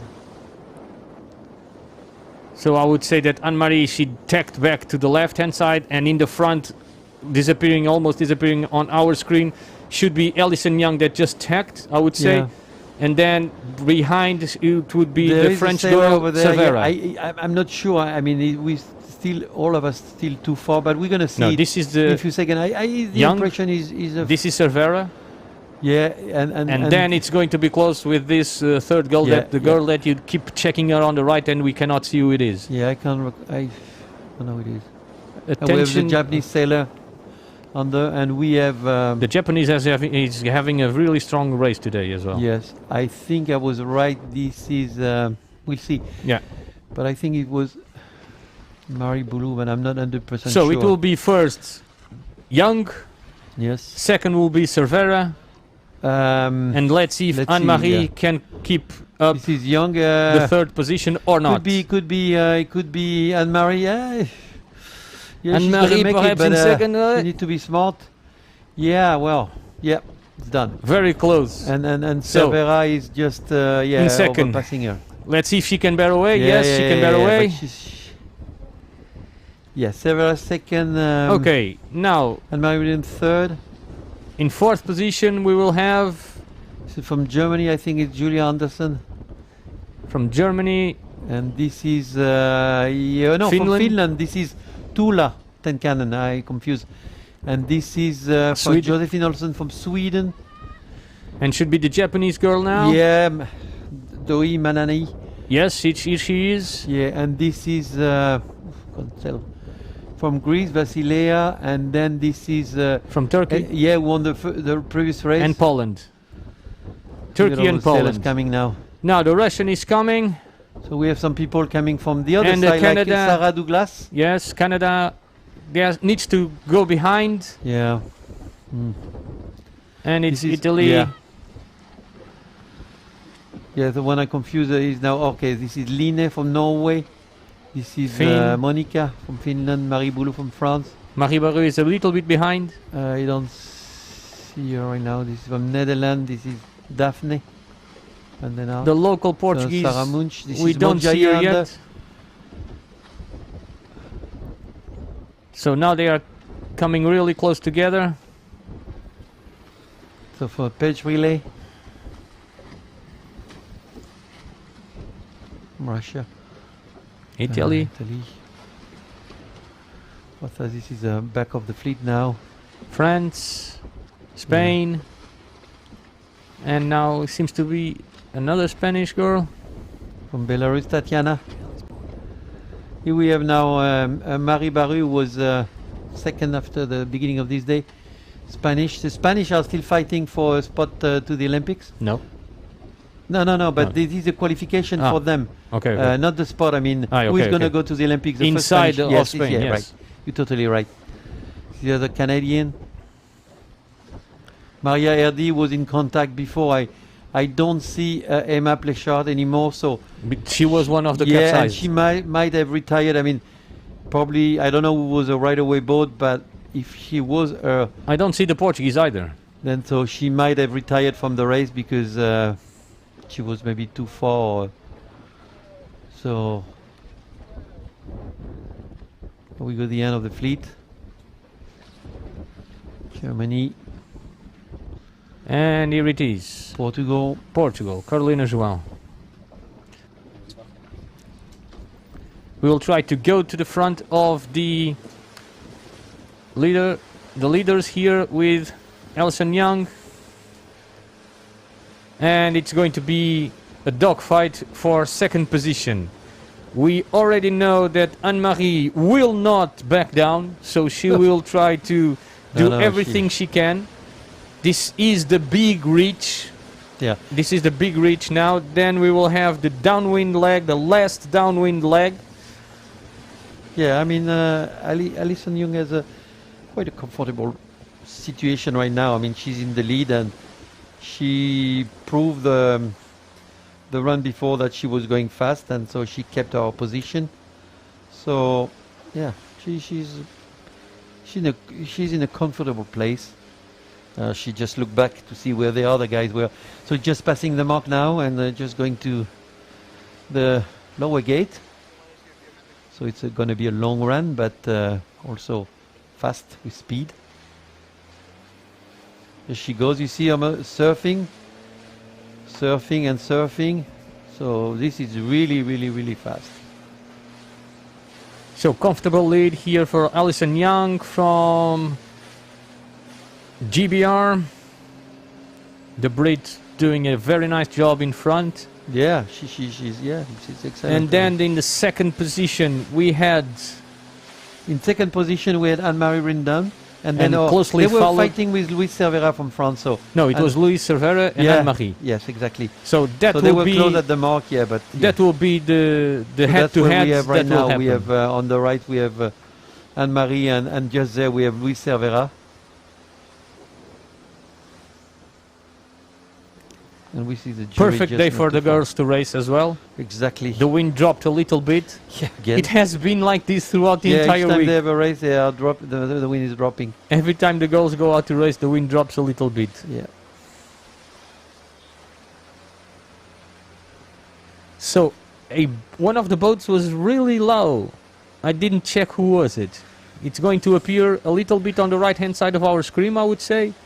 Yeah. Here she comes.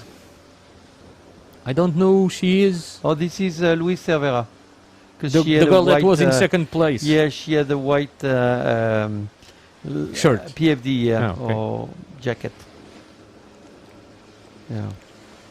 Good power throughout that wave. Almost off the boat outside of the water. Yeah, flying all the time. I mean, it's really nice to see. And she has a great technique. You know, she's not going straight. I mean, she's allowed to do that, and so she's changing direction with the waves.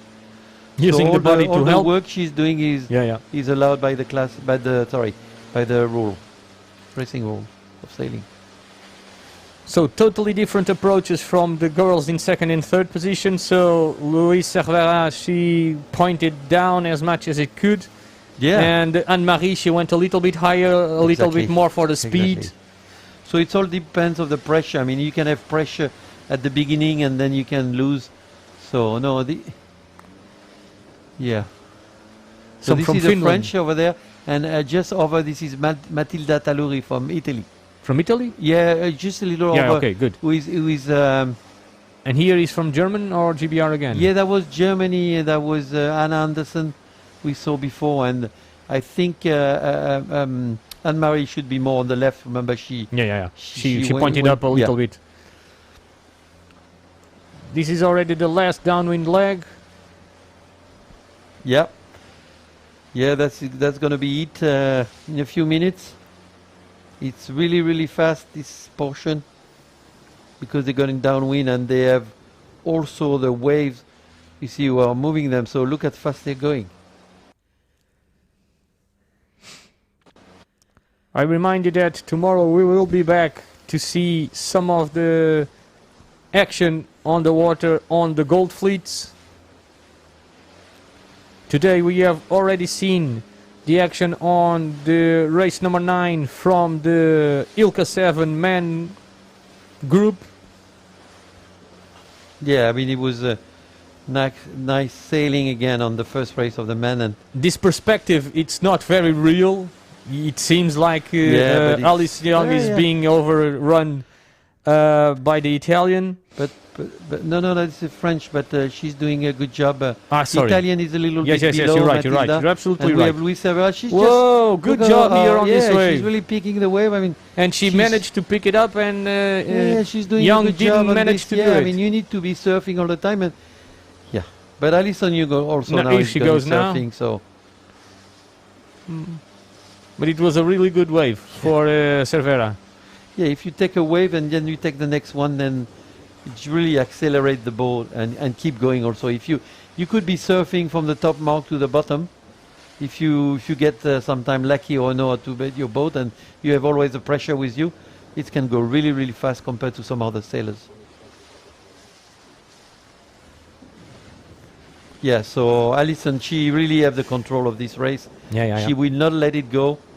And of course, if she passes the gate in first position, then it's only a reach, and then she will cover number 2, who's I don't know if it's Louise, because we do have Anne-Marie Windham somewhere. We don't see her at the moment. And of course, if she passes in front and the 2 others are close to Louis Cervera and Mary Windham, they will watch each other to fight to keep their position.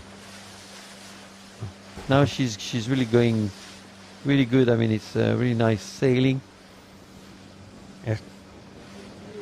The wind is good. So we are now following the leader, Alison Young, as she goes and surfs as much waves as she can. She's closely followed by Louise Cervera or Anne-Marie. Anne-Marie Windham, I think, should be still in second position. But she's trying, that's for sure. But Louise has been going really fast. Here they are. It's Louise now, and I mean, yeah, you can tell because Louise was going really fast. So Louise now is second and Anne-Marie take the right side, which was no good. Now she no, this is Sweden over there. So no. So, yes, Sweden. Oh, Finland is passing also. Passing here. So great overturn here. Finland went from 5th to 3rd position. Yes, so that was a good job from Louis Cervera to pass those boats. I mean, to keep, because she was second at the top mark. And now Anne-Marie is trying to get back to the 3rd position that she was in. She rounded in 5th position. He's already in a good position. Yeah. So now we have Manani Doi from Japan, and here we go. I mean, even Louise, she has a big gap with the other one, so she's gonna be easy to go on one side and keep going and be controlling the others. So it's pretty safe, I will say. Okay, she will tack. Here we go. Here she goes up on the upwind beat, the small upwind beat until the finish. Louise is not going to attack Alison Young. There is nothing to...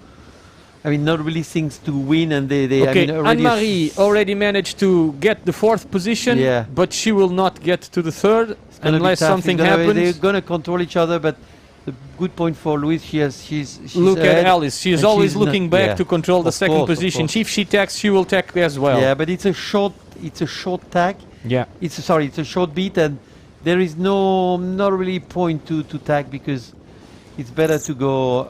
She will secure the 2nd position, yes. Again. Well, now, I mean, she's making an attack to Louis Cervera. I don't know where is the finishing line. We are going to the finishing line as well. The finishing line, so yeah. That's why she has tack at that time. And there is a good coverage from Alison Young, because sometimes the pin can be favor I don't know is the line, but if the pin is favor, it was good for We will Luis try. to We will try to attack show you the Ali. line. Here it is. Here they're coming, yes. So they are really close to the finishing line. Yeah, they were. You know, They were on the lay line. as I said before. Yeah, they were on the lay line, and that's why they tacked. You know, they went Yeah. all the way.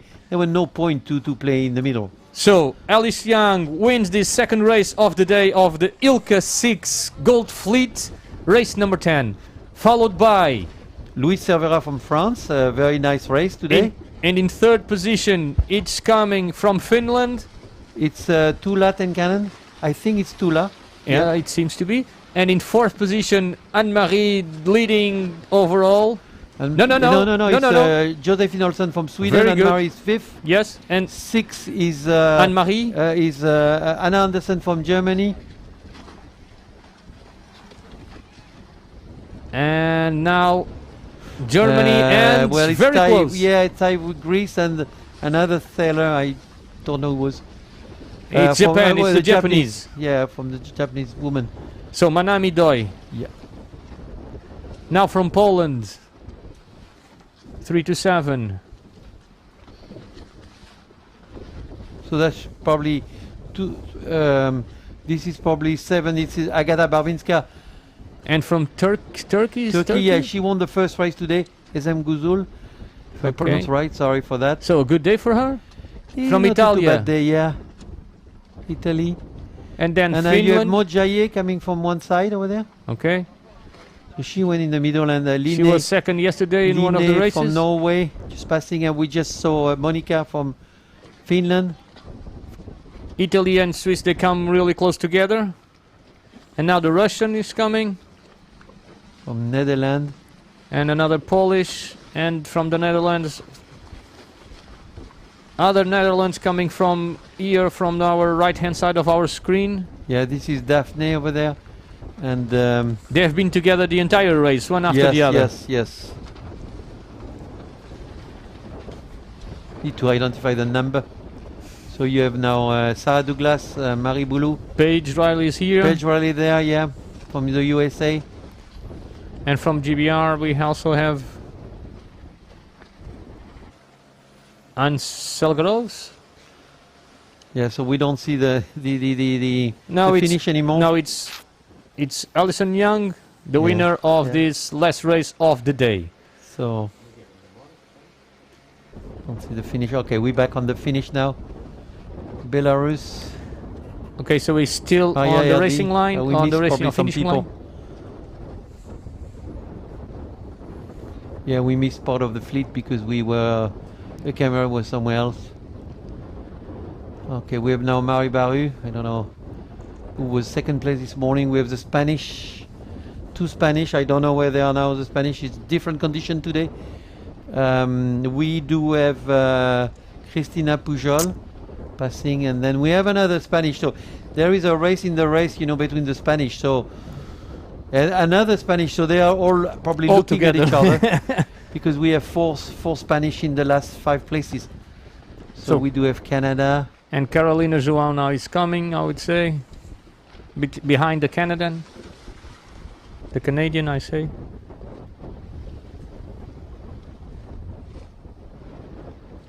And I guess this is the end of the fleet. Yeah. Well, it was an exciting day. We had 2 very good races. The first one that we were able to live stream from the Ilka 7 class. Now we were able to see the Ilka 6 Gold Fleet victory here for Alison Young. Jean-Luc, once again, thank you very much for your support and helping us go through the names and the specifics of this class. Yeah. I see some comment. We need names, not nation. I know, but very sorry, but it's sometimes difficult to identify the seller and identify the number. So we don't have the number in the head. So when we recognize the seller, we say. But so. we are trying, try and our we best. will be better tomorrow as well. We will get to know them. And thank you very much for being with us. Thank you very much, the entire people that was watching every single day. We are having more and more people watching this live stream. This is a team effort from the entire Vilamoura sailing team. down here in Vilamoura, south of Portugal. Thank you very much for watching, and we will be back tomorrow for more race action.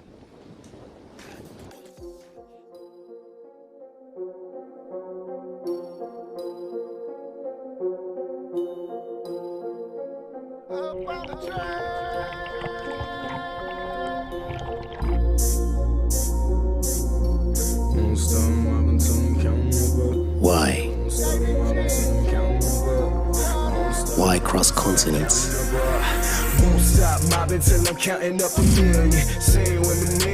Why conquer the sea? Challenge the winds.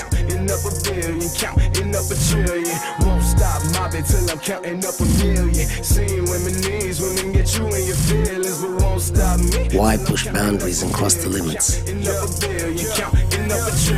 Won't stop mobbing till I count 100 stacks. Even with a GPS, you couldn't get to where I'm at. Up in these Facing the cold and the rain. couple ranks. If you carried all these bags, you would have a bad bag. We do it for the moments. Down low, money out the bag, throwing round low. Left class and I let the ground float. Don't ask if you ain't about dope. Shorty pants told her drop it down low. Money out the bag, throwing round low.